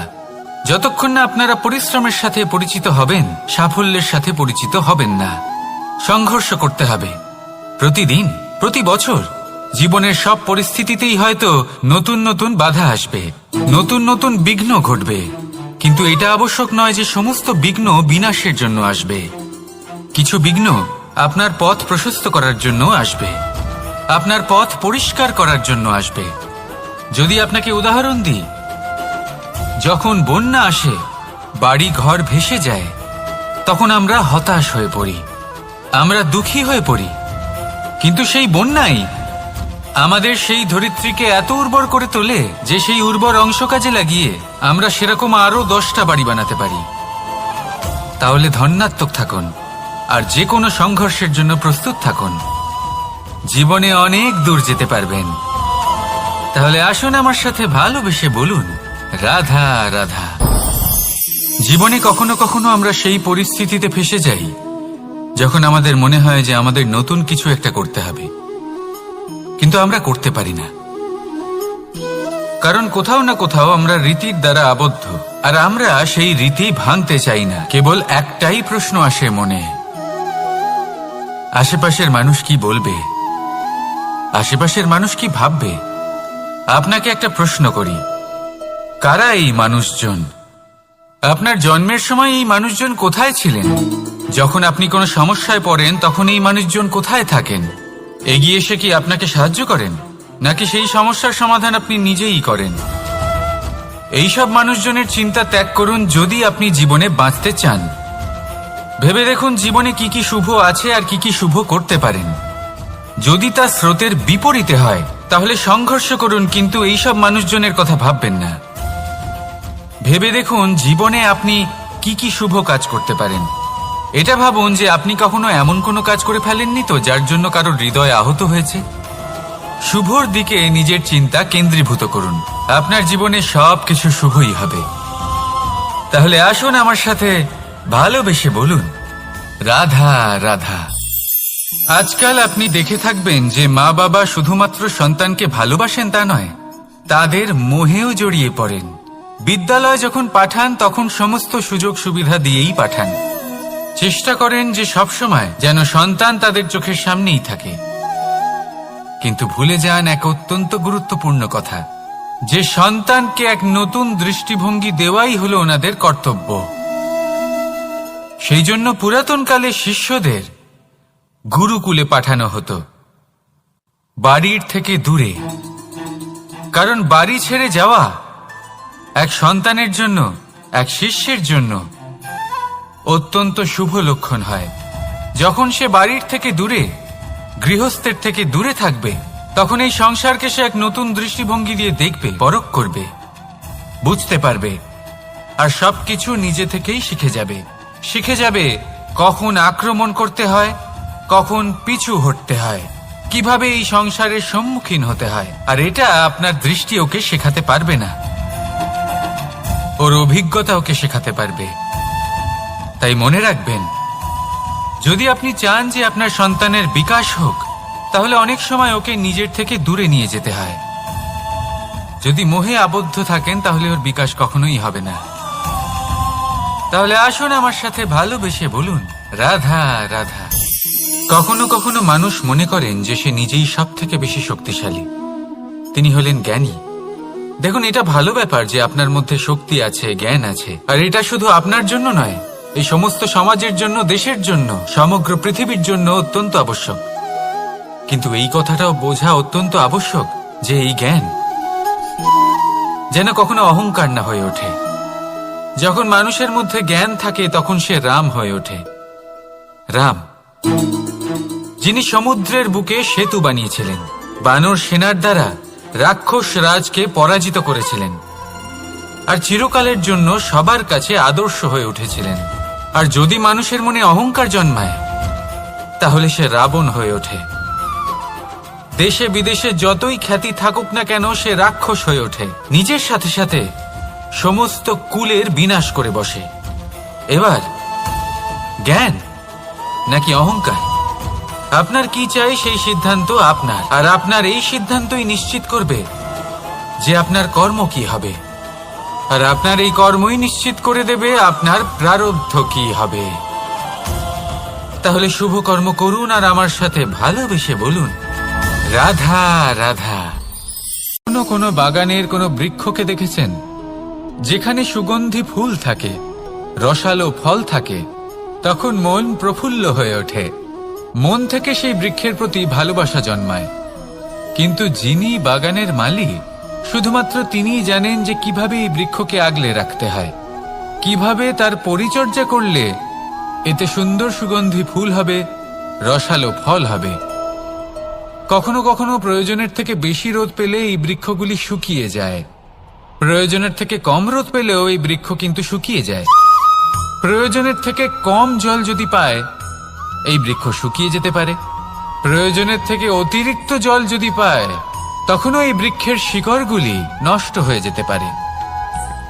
এবার এটাই কিন্তু আমাদের সংসারের সাথেও হয়। আমাদের সংসারের সকল প্রতিভাশালী ব্যক্তি, যেমন লেখক, বিচারক, প্রবক্তা, যোদ্ধা, এদের সবার ক্ষেত্রে এই কথাটাই প্রযোজ্য। যদি বেশি প্রশংসা করা হয়, তাহলেও এরা হারিয়ে যাবেন। প্রয়োজনের থেকে বেশি যদি নিন্দা করা হয়, তখনও তারা নত হয়ে পড়বেন।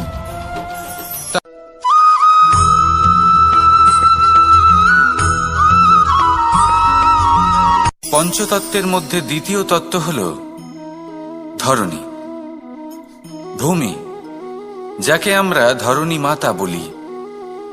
এই ধরণী ধৈর্য ধারণ করে, আর এর ওপরেই আমাদের সমগ্র সংসার নির্ভরশীল। কারণ এই ভূমি সহ্য ক্ষমতা রাখে, এর সহ্য ক্ষমতা হল অপরিসীম।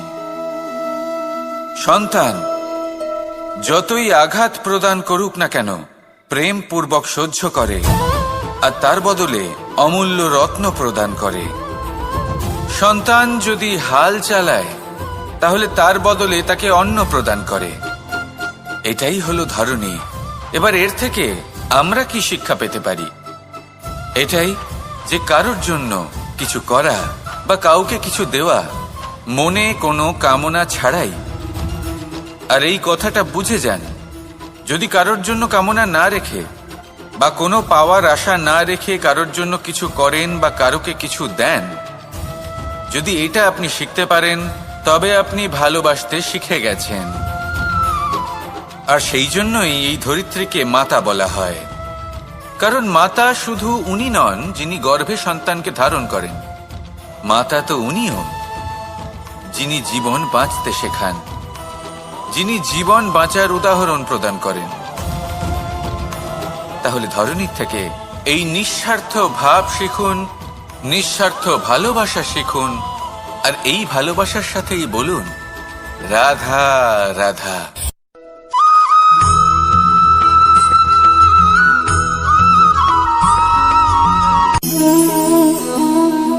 নিয়তি। রাধা আমাকে বলে, কৃষ্ণ, যদি তুমি জানো যে নিয়তিতে কি আছে তাহলে তাকে বদলে দাও না কেন? মহাদেব আমাকে বলেন যে শ্রীকৃষ্ণ, যদি আপনি এটা জানেন যে সাম্বের নিয়তি এটাই, তাহলে আপনি তাকে বদলানোর চেষ্টা কেন করেন? কেন? কারণ আমি একজন পিতা, আর পিতার কর্তব্য এটাই তিনি যেন সম্ভাব্য সব চেষ্টা করেন নিজের সন্তানের মঙ্গলের জন্য। নিয়তি আমি জানি, কিন্তু এটাও আমি জানি যে কর্মের থেকে বড় আর কোনো নিয়তি হতে পারে না। অভিজ্ঞতাও রয়েছে যে কর্মের হাতে নিয়তির এই চক্র বদলে যেতে পারে। তাই জীবনে যদি আপনার কখনো এমন মনে হয় যে এটা তো অসম্ভব, তখনও চেষ্টা করা কখনোই ছাড়বেন না। কে বলতে পারে আপনারই কর্মের কোনো এক বীজ হয়তো নিয়তির চাকায় আটকে গেল আর নিয়তিকে নিজের পথ পাল্টাতে হলো, ঠিক কি না? সেই জন্য নিয়তিকে ভাগ্য মেনে নিয়ে চুপ করে বসে থাকবেন না। নিজের নিয়তি স্বয়ং নিজের কর্মের দ্বারা নির্ধারিত করুন, কারণ আপনার এই কর্মের ওপরেই আপনার অধিকার রয়েছে। আর এই অধিকারকে নিয়তি অনেক সময় সম্মানও করে। তাহলে আসুন আর আমার সাথে ভালোবেসে বলুন রাধা রাধা।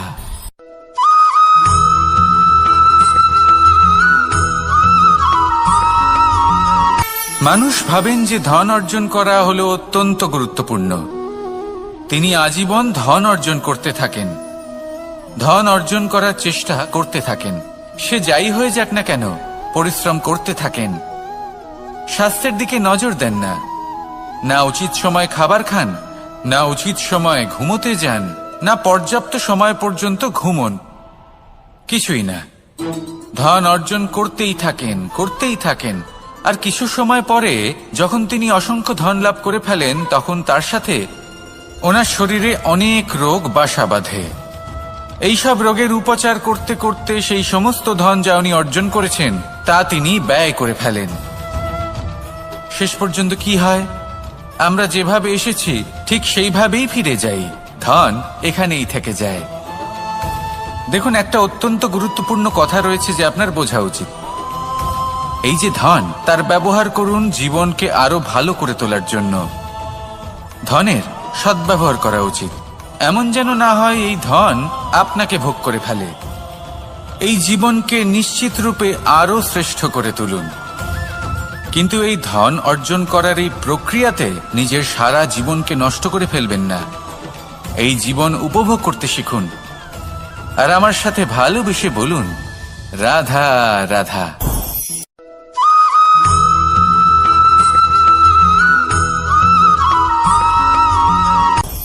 আপনি কখনো পর্বতের শিখরে উঠেছেন? আপনি দেখতে পাবেন পর্বতের পদতলে প্রচুর সুন্দর ফুল রয়েছে, সবুজ বনানী রয়েছে। যত আপনি ওপরে উঠতে থাকবেন তত ফুল কমতে থাকবে, সবুজ বনানী কমতে থাকবে। আরো কিছুটা ওপরে উঠলে কাঁটা জাতীয় গাছ দেখতে পাবেন, শুকনো গাছ দেখতে পাবেন। আরো যদি ওপরে ওঠেন তাহলে পাষাণ দেখতে পাবেন। আরো ওপরে উঠলে হিমখণ্ড দেখতে পাবেন। এই যে পর্বত, তা মনুষ্য জীবনের সবথেকে উত্তম উদাহরণ। মানুষ যখন সাফল্যের শিখরে পৌঁছতে চান, মহানুভবতার শিখরে পৌঁছতে চান, পথে যত আস্তে আস্তে উপরে উঠতে থাকেন, ততই ভৌতিক বস্তু তার থেকে বিচ্ছিন্ন হতে থাকে। যদি তিনি সেই ভৌতিক বস্তুগুলি ত্যাগ না করতে পারেন, তাহলে কখনোই সেই স্থানে পৌঁছতে পারবেন না। আর মানুষ যদি উচিত ত্যাগ করতে পারেন, পথে অগ্রসর হতে থাকেন, এগোতে থাকেন, তাহলে একদিন না একদিন তিনি মহানুভবতার, জ্ঞানের, সাফল্যের হিমের স্বাদ অবশ্যই লাভ করবেন। মনে রাখবেন, মানব জীবনে ত্যাগ হলো অত্যন্ত গুরুত্বপূর্ণ অংশ। আসুন আমার সাথে ভালোবেসে বলুন, রাধা রাধা।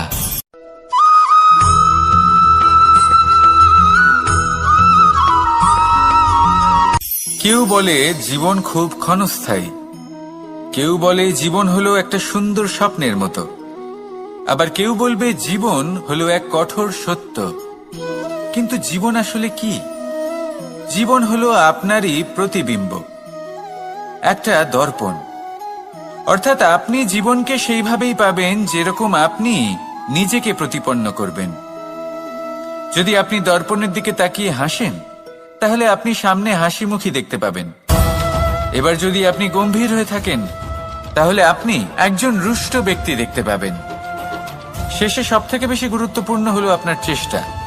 আপনাকে সবসময় চেষ্টা করতে হবে যাতে আপনি নিজেকে প্রসন্ন এবং ইতিবাচক মনোভাবে রাখেন। এটা হলো আপনারই উত্তরদায়িত্ব, তাকে পালন করুন। এই মনকে প্রসন্ন রাখুন, এই সংসারকে সুন্দর বলে মনে হবে। আর এই মন প্রসন্ন হয়ে বলবে, রাধা রাধা।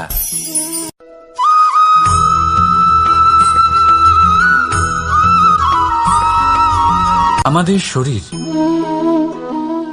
প্রকৃতির সর্বশ্রেষ্ঠ রচনা।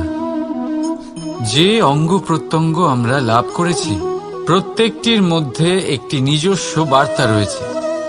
একটু ভেবে দেখুন, দুটি চোখ দিয়েছে দেখার জন্য, দুটি কান দিয়েছে শোনার জন্য,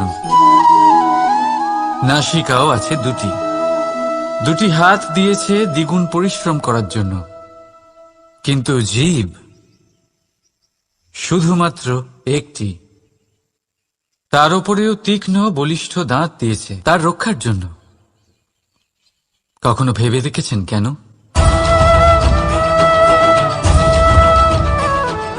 কারণ শব্দ আর শব্দের প্রয়োগ মানুষের সবচেয়ে বড় অস্ত্র, যার প্রয়োগ যত ভেবে চিন্তে করা যায়, মানুষ তার জীবনে ততটাই উপরে উঠতে পারে।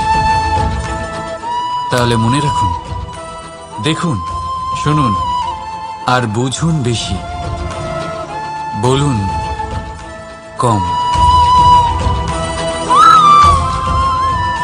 রাধা রাধা।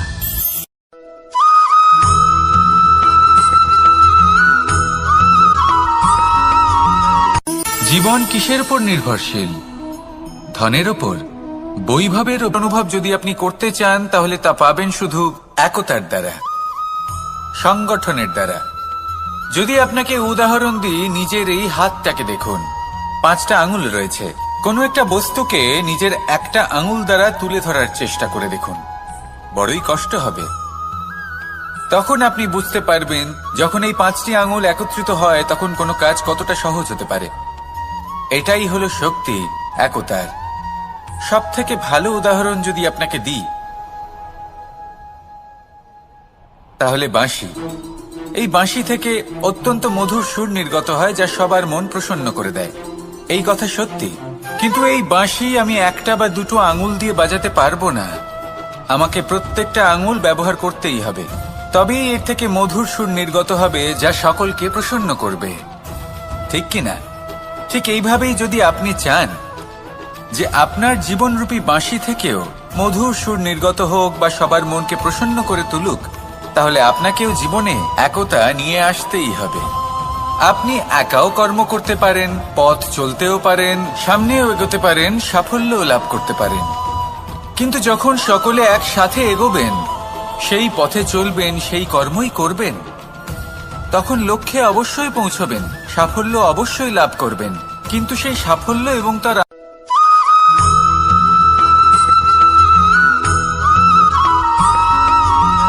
এই সংসারে সব থেকে বেশি কোমল বস্তু হলো রেশম। এই রেশম এতটাই কোমল হয় যে এর পুরো একটা থান শুধুমাত্র একটা হাতে ধরা সম্ভব। কখনো ভেবে দেখেছেন এই রেশম কিভাবে হয়? একটি কীট তার লালার দ্বারা উৎপন্ন হয়। এই কীট সেই রেশমকে পাক দিতে থাকে, পাক দিতেই থাকে আর আস্তে আস্তে তার মধ্যেই জড়িয়ে পড়ে। শেষে ওর এই সুন্দর অমূল্য সৃষ্টি রেশমের এই সুতো তার নির্মাণ কার্য পূর্ণ হয়, কিন্তু তাতেই ও নিজে বন্দী হয়ে যায়। নিজেরই মায়াজালের এই বন্দী গৃহে নিজেই ফেঁসে যায়।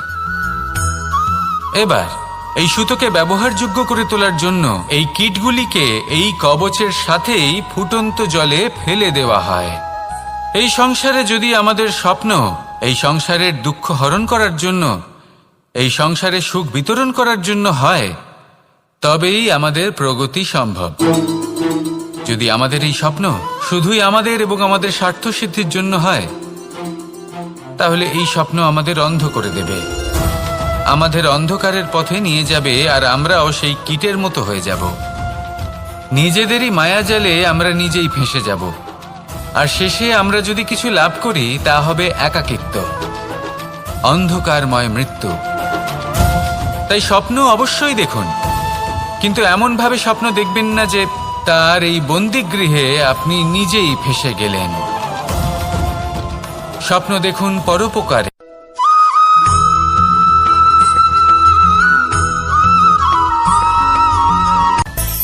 মানুষের মধ্যে একটা বিচিত্র প্রবৃত্তি থাকে, অন্য সকলের বিষয়ে, তাদের জীবনের বিষয়ে, তাদের ব্যক্তিত্বের বিষয়ে, তাদের ভবিষ্যতের বিষয়ে অনুমান করা। এটা হলো অনুচিত। কারোর অতীতকালকে দেখে লোকে ভবিষ্যৎ বলে দিতে পারেন, বর্তমানকে দেখে ভবিষ্যতের বিষয়ে অনুমান করে ফেলেন। উদাহরণ দিতে হলে বলবো, কোনো দাসকে দেখুন, ওকে দেখে লোকে বলে যে ওর ভবিষ্যৎ সেটাই হতে পারে, অনুমান করে ফেলেন। আর এই রাজাকে দেখুন, উনি তো কত সুখী হবেন, উনি তো জগতের সব থেকে অধিক সুখী মানুষ, কত সুখ সুবিধা আছে ওনার কাছে, ধারণা করে ফেলেন। তবে সত্য তো এটাই যে কারোর ব্যক্তিত্বের বিষয়ে, তাদের ভবিষ্যতের বিষয়ে আপনি পূর্ণ সত্য কখনোই বলতে পারবেন না, শুধু অনুমান করতে পারবেন। আর এই অনুমান করে সত্যি কোনো লাভ হয় না, কারণ এই কাল সেটা হলো অত্যন্ত শক্তিশালী। কালো থেকে কালোতর কয়লাকেও হীরেতে পরিণত করতে পারে, অনেক বড় বড় রাজাকেও বিদূষক বানিয়ে ফেলতে পারে এক মুহূর্তেই। তাহলে আপনি অনুমান করে কি লাভ? কি পেলেন অনুমান করে? সেই জন্য কারোর বিষয়ে কোনো অনুমান করবেন না, তার ভবিষ্যতের বিষয়ে অনুমান করতে যাবেন না, কারোর বিষয়ে কোনো ধারণা করে নেবেন না। কিছু করতে হলে ভালোবাসুন, সবার মধ্যে ভালোবাসা ছড়ান, সবার মধ্যে ধন্যাত্মক ভাব ছড়ান। এই মন প্রসন্ন হয়ে বলবে, রাধা রাধা।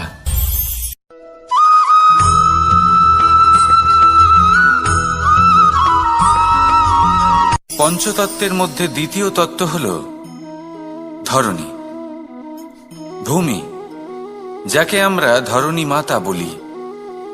এই ধরণী ধৈর্য ধারণ করে, আর এর ওপরেই আমাদের সমগ্র সংসার নির্ভরশীল। কারণ এই ভূমি সহ্য ক্ষমতা রাখে, এর সহ্য ক্ষমতা হল অপরিসীম। সন্তান যতই আঘাত প্রদান করুক না কেন, প্রেম পূর্বক সহ্য করে, আর তার বদলে অমূল্য রত্ন প্রদান করে। সন্তান যদি হাল চালায়, তাহলে তার বদলে তাকে অন্ন প্রদান করে। এটাই হলো ধরণী। এবার এর থেকে আমরা কি শিক্ষা পেতে পারি? এটাই যে কারোর জন্য কিছু করা বা কাউকে কিছু দেওয়া মনে কোনো কামনা ছাড়াই। আর এই কথাটা বুঝে যান, যদি কারোর জন্য কামনা না রেখে বা কোনো পাওয়ার আশা না রেখে কারোর জন্য কিছু করেন বা কারোকে কিছু দেন, যদি এটা আপনি শিখতে পারেন, তবে আপনি ভালোবাসতে শিখে গেছেন। আর সেই জন্যই এই ধরিত্রীকে মাতা বলা হয়। কারণ মাতা শুধু উনি নন যিনি গর্ভে সন্তানকে ধারণ করেন, মাতা তো উনিও যিনি জীবন বাঁচতে শেখান, যিনি জীবন বাঁচার উদাহরণ প্রদান করেন। তাহলে ধরনীর থেকে এই নিঃস্বার্থ ভাব শিখুন, নিঃস্বার্থ ভালোবাসা শিখুন, আর এই ভালোবাসার সাথেই বলুন রাধা রাধা।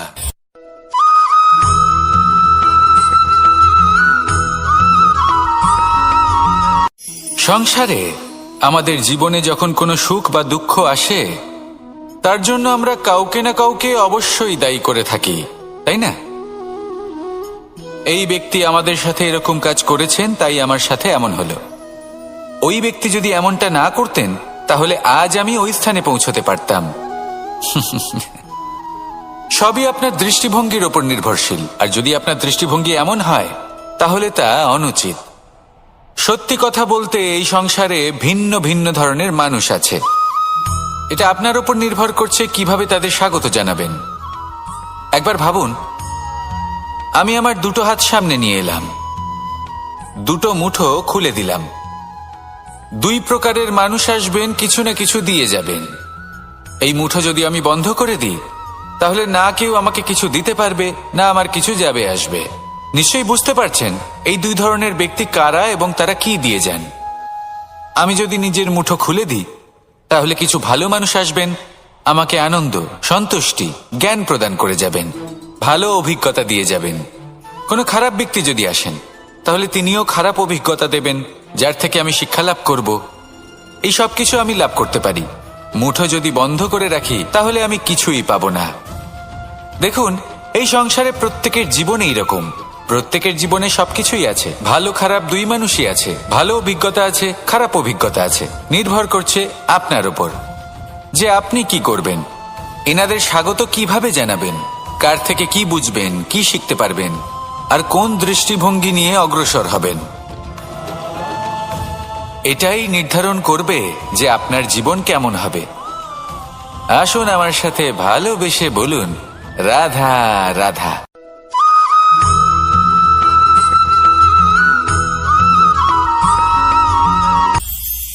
এটা হলো ধান গাছ।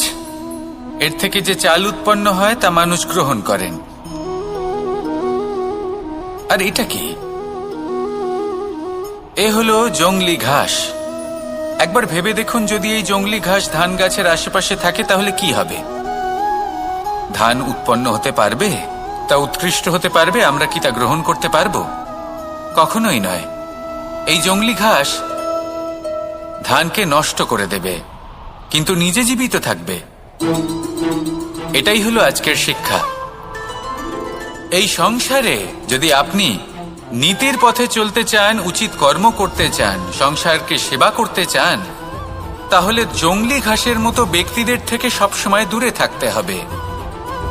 সেই ব্যক্তি যারা দুর্নীতি এবং মিথ্যা দ্বারা পরিপূর্ণ, যাদের ব্যবহার অশুভ, যাদের অনেক অশুভ গুণ রয়েছে, তারা সঠিক নয়।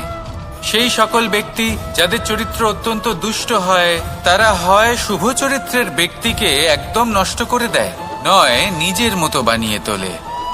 তাই যদি আপনি নীতির পথে চলতে চান, এই সংসারের জন্য শুভ কর্ম করতে চান, তাহলে সেই সঙ্গ লাভ করুন যে সঙ্গ জ্ঞানে পরিপূর্ণ, যাদের মধ্যে অনেক গুণ আছে, যাদের থেকে প্রতিদিন কিছু শিখতে পারবেন। এমন ব্যক্তির সাথে জীবন অতিবাহিত করুন। দুরাচারীদের থেকে দূরে থাকুন। তবেই এই মন প্রসন্ন হয়ে বলবে রাধা রাধা।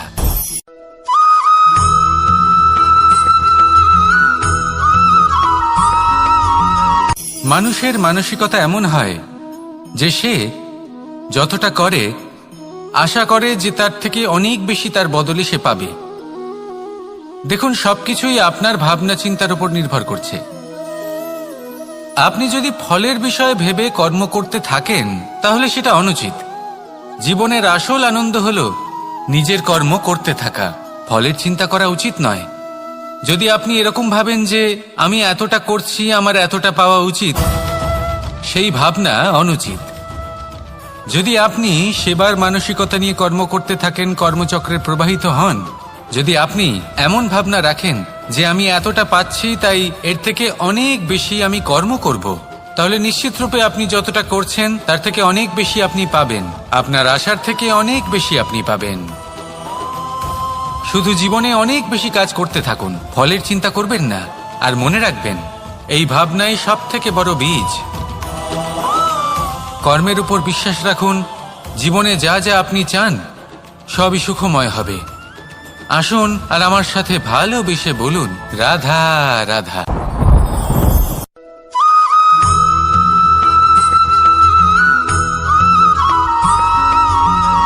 আপনি কখনো কোনো বাজকে নিজের বাসা বানাতে দেখেছেন? এই বাজ যখনই কোনো বাসা বানায় তখন উঁচু গাছের ডালে বা কোনো পর্বতের শিখরে বাসা বানায়, অনেক উচ্চতায়। আর সেখানে তার সন্তানও জন্মগ্রহণ করে। যখন এই সন্তানেরা জন্মায় তখন এই বাজ খুবই ভালোবেসে এবং খুব সাবধানে এদের পালন পোষণ করে। নিজের ঠোঁট দিয়ে তাদের ঠোঁটে খাবার পরিবেশন করে।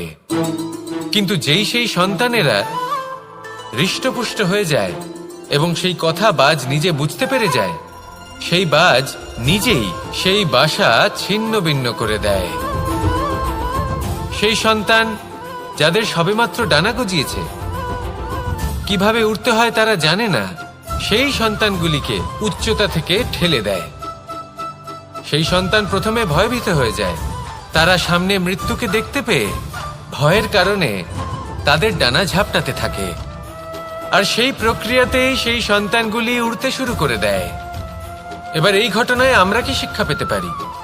এটাই, যদি আপনি মাতা পিতা হন তাহলে নিজের সন্তানকে অবশ্যই স্নেহ করুন, কিন্তু তাদেরকে নিজের আঁচলের তলায় বেঁধে রাখবেন না।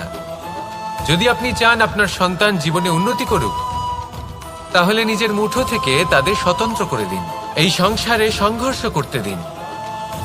সেই সন্তান নিজেই বুঝতে পারবে যে জন্মের সময় পাওয়া ডানা কি করে ব্যবহার করতে হয়। আর আপনার চোখের সামনে আপনার সন্তান এই আকাশে উড়তে থাকবে। তাহলে আসুন আমার সাথে ভালোবেসে বলুন, রাধা রাধা।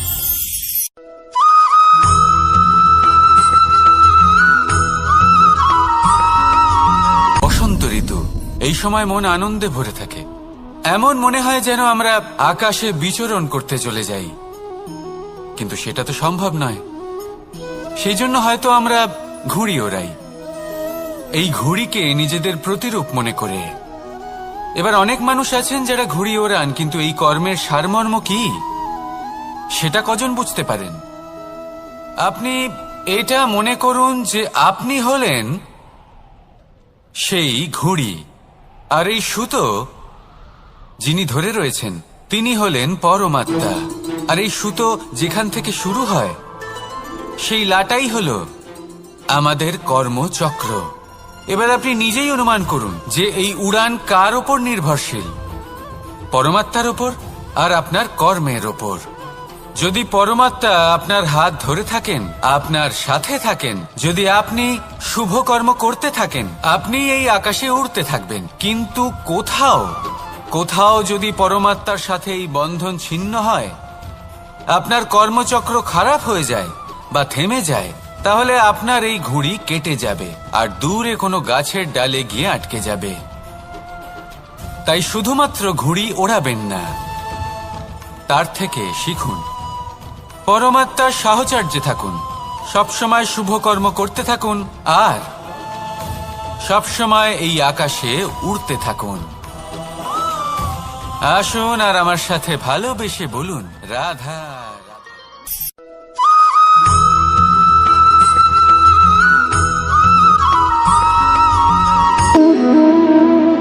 সম্পর্ক হলো আমাদের জীবনের একটি আধার। কিছু সম্পর্ক এমন যে আমরা জন্মসূত্রে লাভ করি, যেমন পরিবার, মা বাবা। কিছু সম্পর্ক আছে যে আমরা জীবনে অর্জন করে থাকি, তা সে প্রেমের হোক, স্নেহের হোক বা বন্ধুত্বের। এই সকল সম্পর্ক লাভ করার বা গড়ে তোলার 5টি ধাপ রয়েছে। প্রথম ধাপ, কোনো ব্যক্তির সাথে আলাপ হওয়া, তার সাথে কথা বলা বা তাকে দেখা। দ্বিতীয় ধাপ, সে ব্যক্তিকে আমাদের ভালো লাগা। তৃতীয় ধাপ,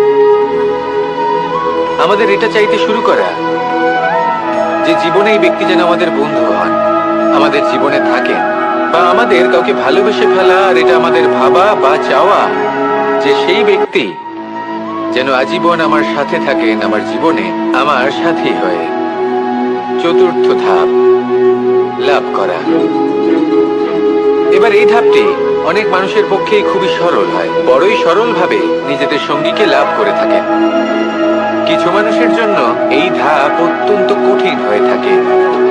অনেক প্রতিকূল পরিস্থিতির উপর জয়লাভ করে তারা সঙ্গীকে লাভ করেন, কিন্তু লাভ অবশ্যই করেন। এরপরে আসে পঞ্চম, অন্তিম এবং সব থেকে গুরুত্বপূর্ণ ধাপ। সেটা হলো সেই সম্পর্ক পালন করা। এটা হলো এমন এক বিষয় যা প্রত্যেক মানুষের শেখা উচিত। যদি ব্যক্তি নিজের জীবনে সম্পর্ক রক্ষা করতে শিখে যান, তবে প্রত্যেক সম্পর্ক তার জীবনকে স্বর্গ করে তুলবে।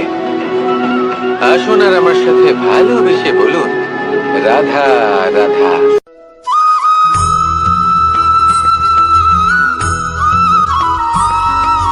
জীবনে যখন কোনো ব্যক্তি নিজের লক্ষ্য প্রাপ্তির জন্য নিরন্তর পরিশ্রম করতে থাকেন, চেষ্টা করতে থাকেন, তখন তিনি কষ্ট অনুভব করেন। কখনো শারীরিক কষ্ট, কখনো মানসিক কষ্ট। এবার উনি এটা ভাবতে থাকেন যে আমি কি উচিত করছি নাকি অনুচিত করছি। কারণ অন্যদিকে এমন একজন ব্যক্তিও আছেন যিনি একদমই পরিশ্রম চেষ্টা করছেন না। তিনি মদিরা পান করেন, বিলাসিতায় জীবন কাটান, অলস প্রকৃতির হয়ে ওঠেন, নিদ্রাতে বিলীন হয়ে থাকেন আর ভাবেন যে তিনি সুখ লাভ করছেন। কিন্তু এরকম কেন হয়? কারণ যখন আমরা সৎ পথে থাকি, উচিত পথে চলি, লক্ষ্য প্রাপ্ত করার জন্য চেষ্টা করতে থাকি, তখন আমাদের ভেতরে থাকা নেতিবাচক শক্তি এবং পাপ এই দেহকে ত্যাগ করে দেয়। আর এই অনুভূতিটাই আমাদের দুঃখের অনুভূতি দেয়, কষ্ট দেয়। এবার সেখানে যদি আমরা কুপথে চলি, অনুচিত পথে চলতে থাকি, তাহলে আমাদের ভেতরে থাকা পুণ্য এবং ধনাত্মক শক্তি আমাদের দেহ ত্যাগ করে দেয়। আর এই অনুভূতির কারণেই আমরা সুখ অনুভব করি। কিন্তু কখনো ভাববেন যে এই সুখ বেশি সময় পর্যন্ত থাকে না। সেই জন্য সবসময় মনে রাখবেন, যদি আপনি জানেন যে এটাই আপনার লক্ষ্য, এটাই উচিত পথ, শুভ পথ, তাতে নিরন্তরভাবে এগিয়ে যেতে চেষ্টা করতে থাকুন। এই কষ্ট আপনাকে সুখের পরাকাষ্ঠায় কখন পৌঁছে দেবে তা আপনি জানতেই পারবেন না। আসুন আমার সাথে ভালোবেসে বলুন, রাধা রাধা।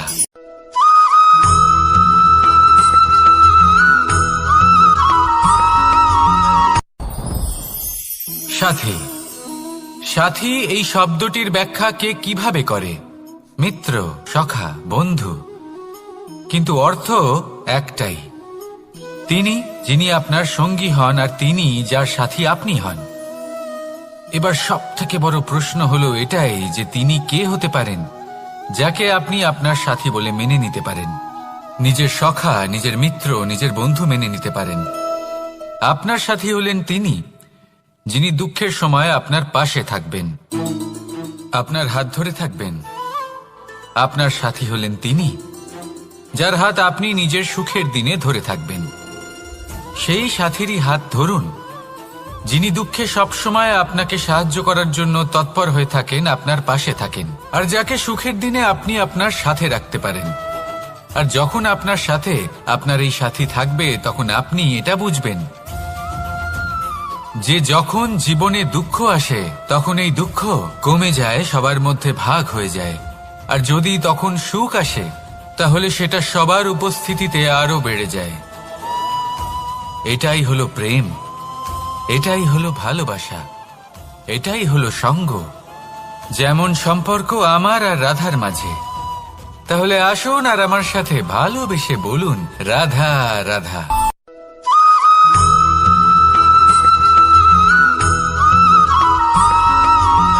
পঞ্চতত্ত্বের মধ্যে দ্বিতীয় তত্ত্ব হল ধরণী, ভূমি, যাকে আমরা ধরণী মাতা বলি।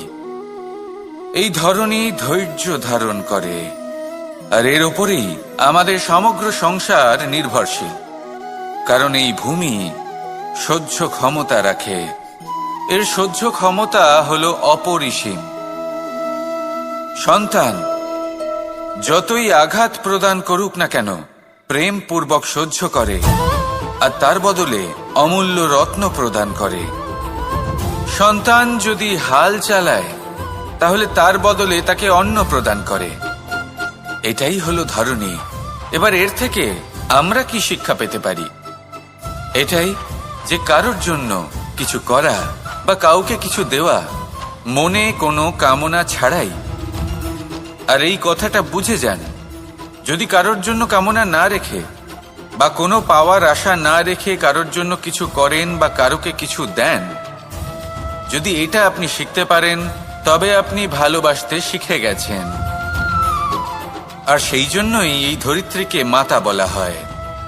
কারণ মাতা শুধু উনি নন যিনি গর্ভে সন্তানকে ধারণ করেন, মাতা তো উনিও যিনি জীবন বাঁচতে শেখান, যিনি জীবন বাঁচার উদাহরণ প্রদান করেন। তাহলে ধরনীর থেকে এই নিঃস্বার্থ ভাব শিখুন, নিঃস্বার্থ ভালোবাসা শিখুন, আর এই ভালোবাসার সাথেই বলুন রাধা রাধা।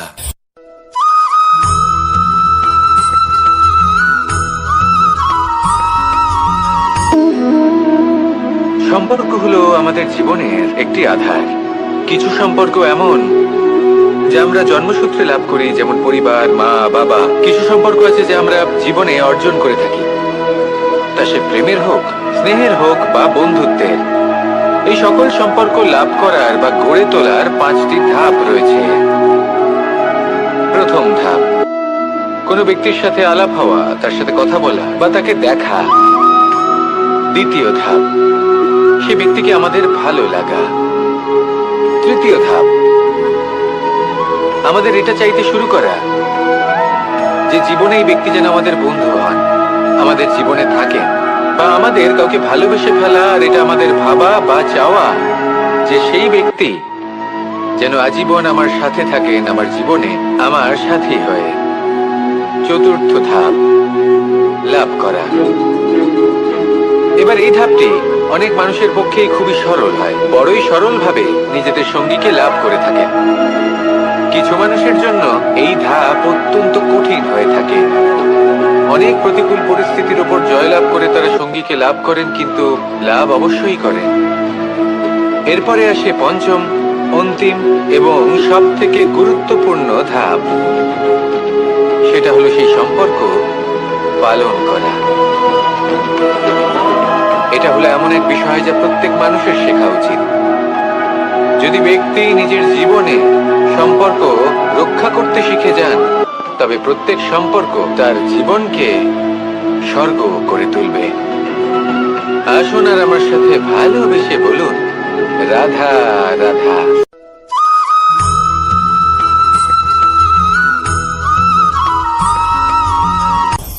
আপনি কখনো পর্বতের শিখরে উঠেছেন? আপনি দেখতে পাবেন পর্বতের পদতলে প্রচুর সুন্দর ফুল রয়েছে, সবুজ বনানী রয়েছে। যত আপনি ওপরে উঠতে থাকবেন তত ফুল কমতে থাকবে, সবুজ বনানী কমতে থাকবে। আরো কিছুটা ওপরে উঠলে কাঁটা জাতীয় গাছ দেখতে পাবেন, শুকনো গাছ দেখতে পাবেন। আরো যদি ওপরে ওঠেন তাহলে পাষাণ দেখতে পাবেন।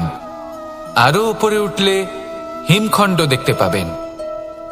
এই যে পর্বত, তা মনুষ্য জীবনের সবথেকে উত্তম উদাহরণ। মানুষ যখন সাফল্যের শিখরে পৌঁছতে চান, মহানুভবতার শিখরে পৌঁছতে চান, পথে যত আস্তে আস্তে উপরে উঠতে থাকেন ততই ভৌতিক বস্তু তার থেকে বিচ্ছিন্ন হতে থাকে। যদি তিনি সেই ভৌতিক বস্তুগুলি ত্যাগ না করতে পারেন তাহলে কখনোই সেই স্থানে পৌঁছতে পারবেন না। আর মানুষ যদি উচিত ত্যাগ করতে পারেন, পথে অগ্রসর হতে থাকেন, এগোতে থাকেন, তাহলে একদিন না একদিন তিনি মহানুভবতার, জ্ঞানের, সাফল্যের হিমের স্বাদ অবশ্যই লাভ করবেন। মনে রাখবেন, মানব জীবনে ত্যাগ হলো অত্যন্ত গুরুত্বপূর্ণ অংশ। আসুন আমার সাথে ভালোবেসে বলুন রাধা রাধা।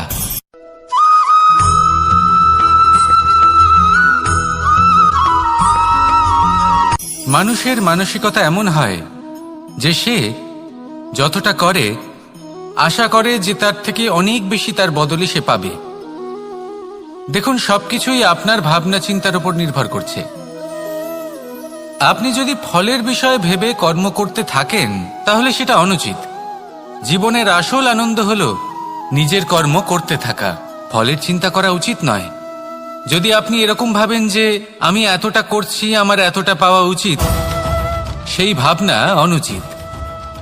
যদি আপনি সেবার মানসিকতা নিয়ে কর্ম করতে থাকেন, কর্মচক্রে প্রবাহিত হন, যদি আপনি এমন ভাবনা রাখেন যে আমি এতটা পাচ্ছি তাই এর থেকে অনেক বেশি আমি কর্ম করব, তাহলে নিশ্চিত রূপে আপনি যতটা করছেন তার থেকে অনেক বেশি আপনি পাবেন। আপনার আশার থেকে অনেক বেশি আপনি পাবেন।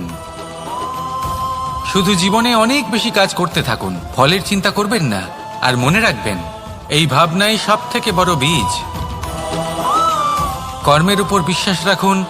জীবনে যা যা আপনি চান সবই সুখময় হবে।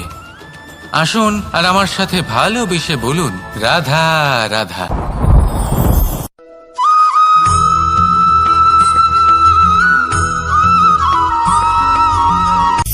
সূচের শেষে একটি ছিদ্র থাকে যার দ্বারা আমরা এই সুতো পরাতে পারি, আর তারপর সূচের সাহায্যে এই সুতো দিয়ে বস্ত্র সেলাই করা যায়।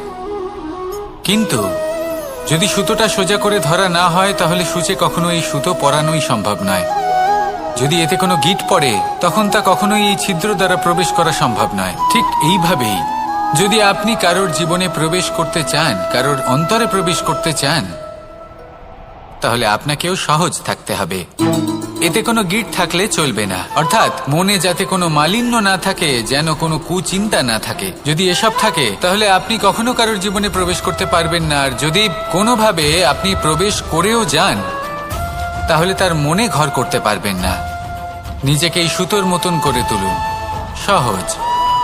মনে যেন কোনো কুচিন্তা না থাকে, সবার প্রতি যেন সদ্ভাবনা থাকে, শুভ চিন্তা থাকে। এমনটা করতে থাকুন। এমন একটা দিন আসবে যেদিন এই সমস্ত সংসারের ব্যক্তির মনে আপনি বাস করবেন, আর তখন এই মন প্রসন্ন হয়ে বলবে, রাধা রাধা।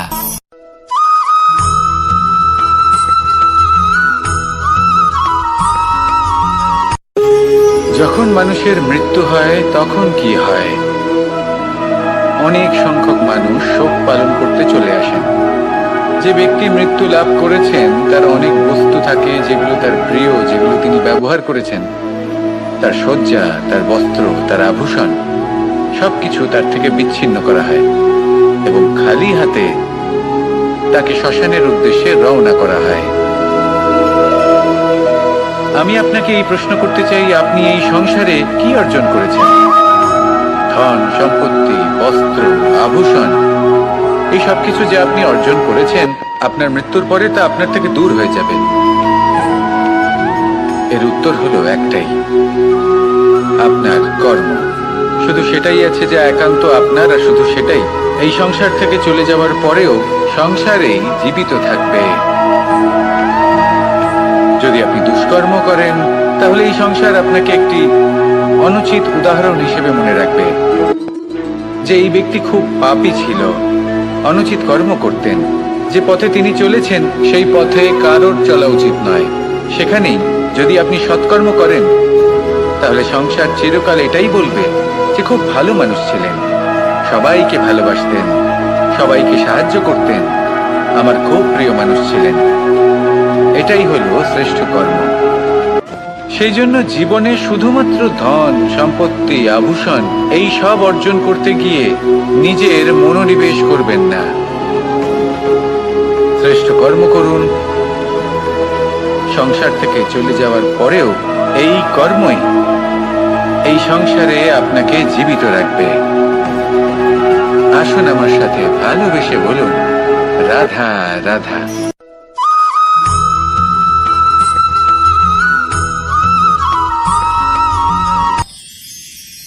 মানুষ তার জীবনে দুই ধরনের পরিস্থিতিকে খুব ভয় পায়। এক, কোনো কারণবশত কারোর সামনে নত হওয়া। দুই, কোনো কারণে নিজের চরিত্র থেকে, নিজের মূল্যবোধ থেকে বিচ্যুত হওয়া। এবার কেন হয় এরকম যে কথায় কথায় কারোর সামনে নত হতে হয়? কেন বারংবার নিজের চরিত্র থেকে চ্যুত হতে হয়? এরকম কেন হয়? এটা তখনই হয় যখন আমাদের শিক্ষা এবং মূল্যবোধের অভাব থাকে। যদি মানুষের মধ্যে প্রকৃত শিক্ষা থাকে তাহলে এই সংসারে কোনো সময় এবং কারোর সামনেই নত হওয়ার কোনো প্রয়োজন নেই। যদি মানুষের মধ্যে মূল্যবোধ থাকে তাহলে তাকে নিজের মূল্যবোধ বা চরিত্র থেকে বিচ্যুত হতে হয় না, তা সে যাই হয়ে যাক না কেন। কোনো বালককে যদি জন্ম থেকেই সুশিক্ষার অধিকারী করা হয়, শিক্ষিত করা হয়, মূল্যবোধের অধিকারী করা হয়, তবে সে এই সংসারে এমন কর্ম করবে যাতে সে নিজেকে, নিজের পরিবারকে, সমগ্র সমাজকে গর্বিত করতে পারে। শিক্ষা লাভ করুন, মূল্যবোধ লাভ করুন এবং আমার সাথে ভালোবেসে বলুন, রাধা রাধা।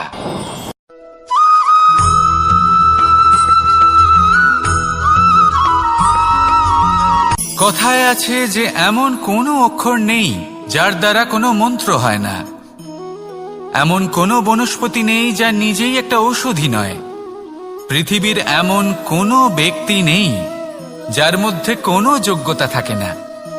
শুধু প্রয়োজন হলো যে ব্যক্তিকে আমরা খুঁজে চলেছি তাকে সঠিকভাবে চিনে নেওয়া। যদি তার যোগ্যতা, তার বিশেষত্ব আমরা বুঝতেই না পারি তাহলে আর লাভ কি রইল?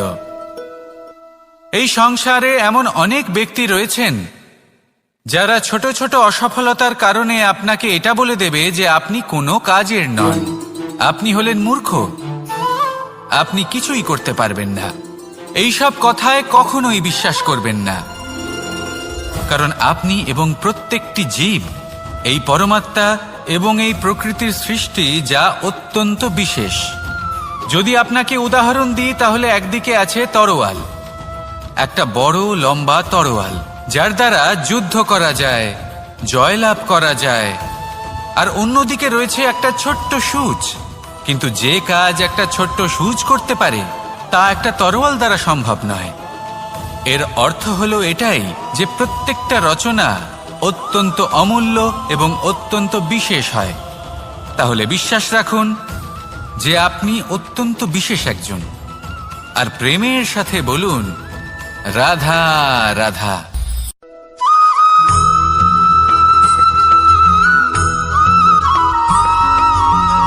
এই সংসারে কোনো বস্তু হোক বা ব্যক্তি হোক, তার একার গুরুত্ব কিন্তু খুব বেশি নয়। একটা উদাহরণ হিসেবে বৃষ্টির ফোঁটাকে ভেবে দেখুন। যদি একটি বৃষ্টির ফোঁটা হয় তাহলে তার খুব বেশি গুরুত্ব থাকে না, কিন্তু যখন সহস্র বৃষ্টির ফোঁটা মেঘের মধ্যে দিয়ে ঝরে পড়ে তখন সেটা বর্ষার রূপ ধারণ করে। সেই বর্ষা যা এই প্রকৃতিকে শান্ত করে। সেইভাবেই পাথরের ছোট টুকরো, তার খুব বেশি গুরুত্ব থাকে না, কিন্তু যখন অসংখ্য পাথরের টুকরো একত্রিত হয় তখন তা পর্বতের আকার ধারণ করে। সেইভাবেই কিছু মানুষ যখন একত্রিত হন তখন তৈরি হয় পরিবার, কিছু পরিবার যখন একত্রিত হয় তখন তৈরি হয় সমাজ, যখন অনেক সংখ্যক সমাজ একত্রিত হয় তখন তৈরি হয় রাজ্য। এবার এই রাজ্যের সবথেকে গুরুত্বপূর্ণ ব্যক্তি হতে পারেন রাজা, কিন্তু তাও সেই রাজা একা কিছু করতে পারেন না। যুদ্ধ লড়ার সময় তারও নিজের সৈন্যদলকে প্রয়োজন পড়ে। কিন্তু এই সংসারে এমন একজন ব্যক্তি আছেন যিনি একাই সব কাজ করতে থাকেন, এবং সেই ব্যক্তি হলেন মা। আমাদের জীবনে একজন পিতার ভূমিকা কিন্তু নিঃসন্দেহে অমূল্য, কিন্তু আমাদের সকলের জীবনে যে ভূমিকা একজন মায়ের তা অন্য কারোর থাকে না। একজন মা একাই সন্তানকে বড় করতে পারেন, সংস্কারী করে তুলতে পারেন, তার জন্য পরিশ্রম করেন। আর এত কিছু কাজ করার পরেও তার কাজের জন্য তিনি প্রশংসা অবশ্য পান না। উল্টে যদি সেই সন্তান অনুচিত পথে চালিত হয়, অনুচিত কর্ম করে, তখন সেই মাকেই অপবাদের পাত্র হয়ে উঠতে হয়। আমাদের জীবনে মায়ের যোগদান কতটা সেটা বুঝুন। আপনাকে বড় করে তোলার জন্য উনি কতটা পরিশ্রম করেছেন সেটা বুঝুন। আজ থেকে, এখন থেকে, এই মুহূর্ত থেকে মাকে সম্মান করতে শিখুন। যখন সময় পাবেন, যখন সুযোগ হবে, তখন তার প্রশংসা করুন, ওনারও ভালো লাগবে। আর মায়ের এই মমতার জন্য, তার এই ভূমিকার জন্য আসুন সবাই মিলে আমরা তাকে প্রণাম করি আর সকলে মিলে ভালোবেসে বলি, রাধা রাধা।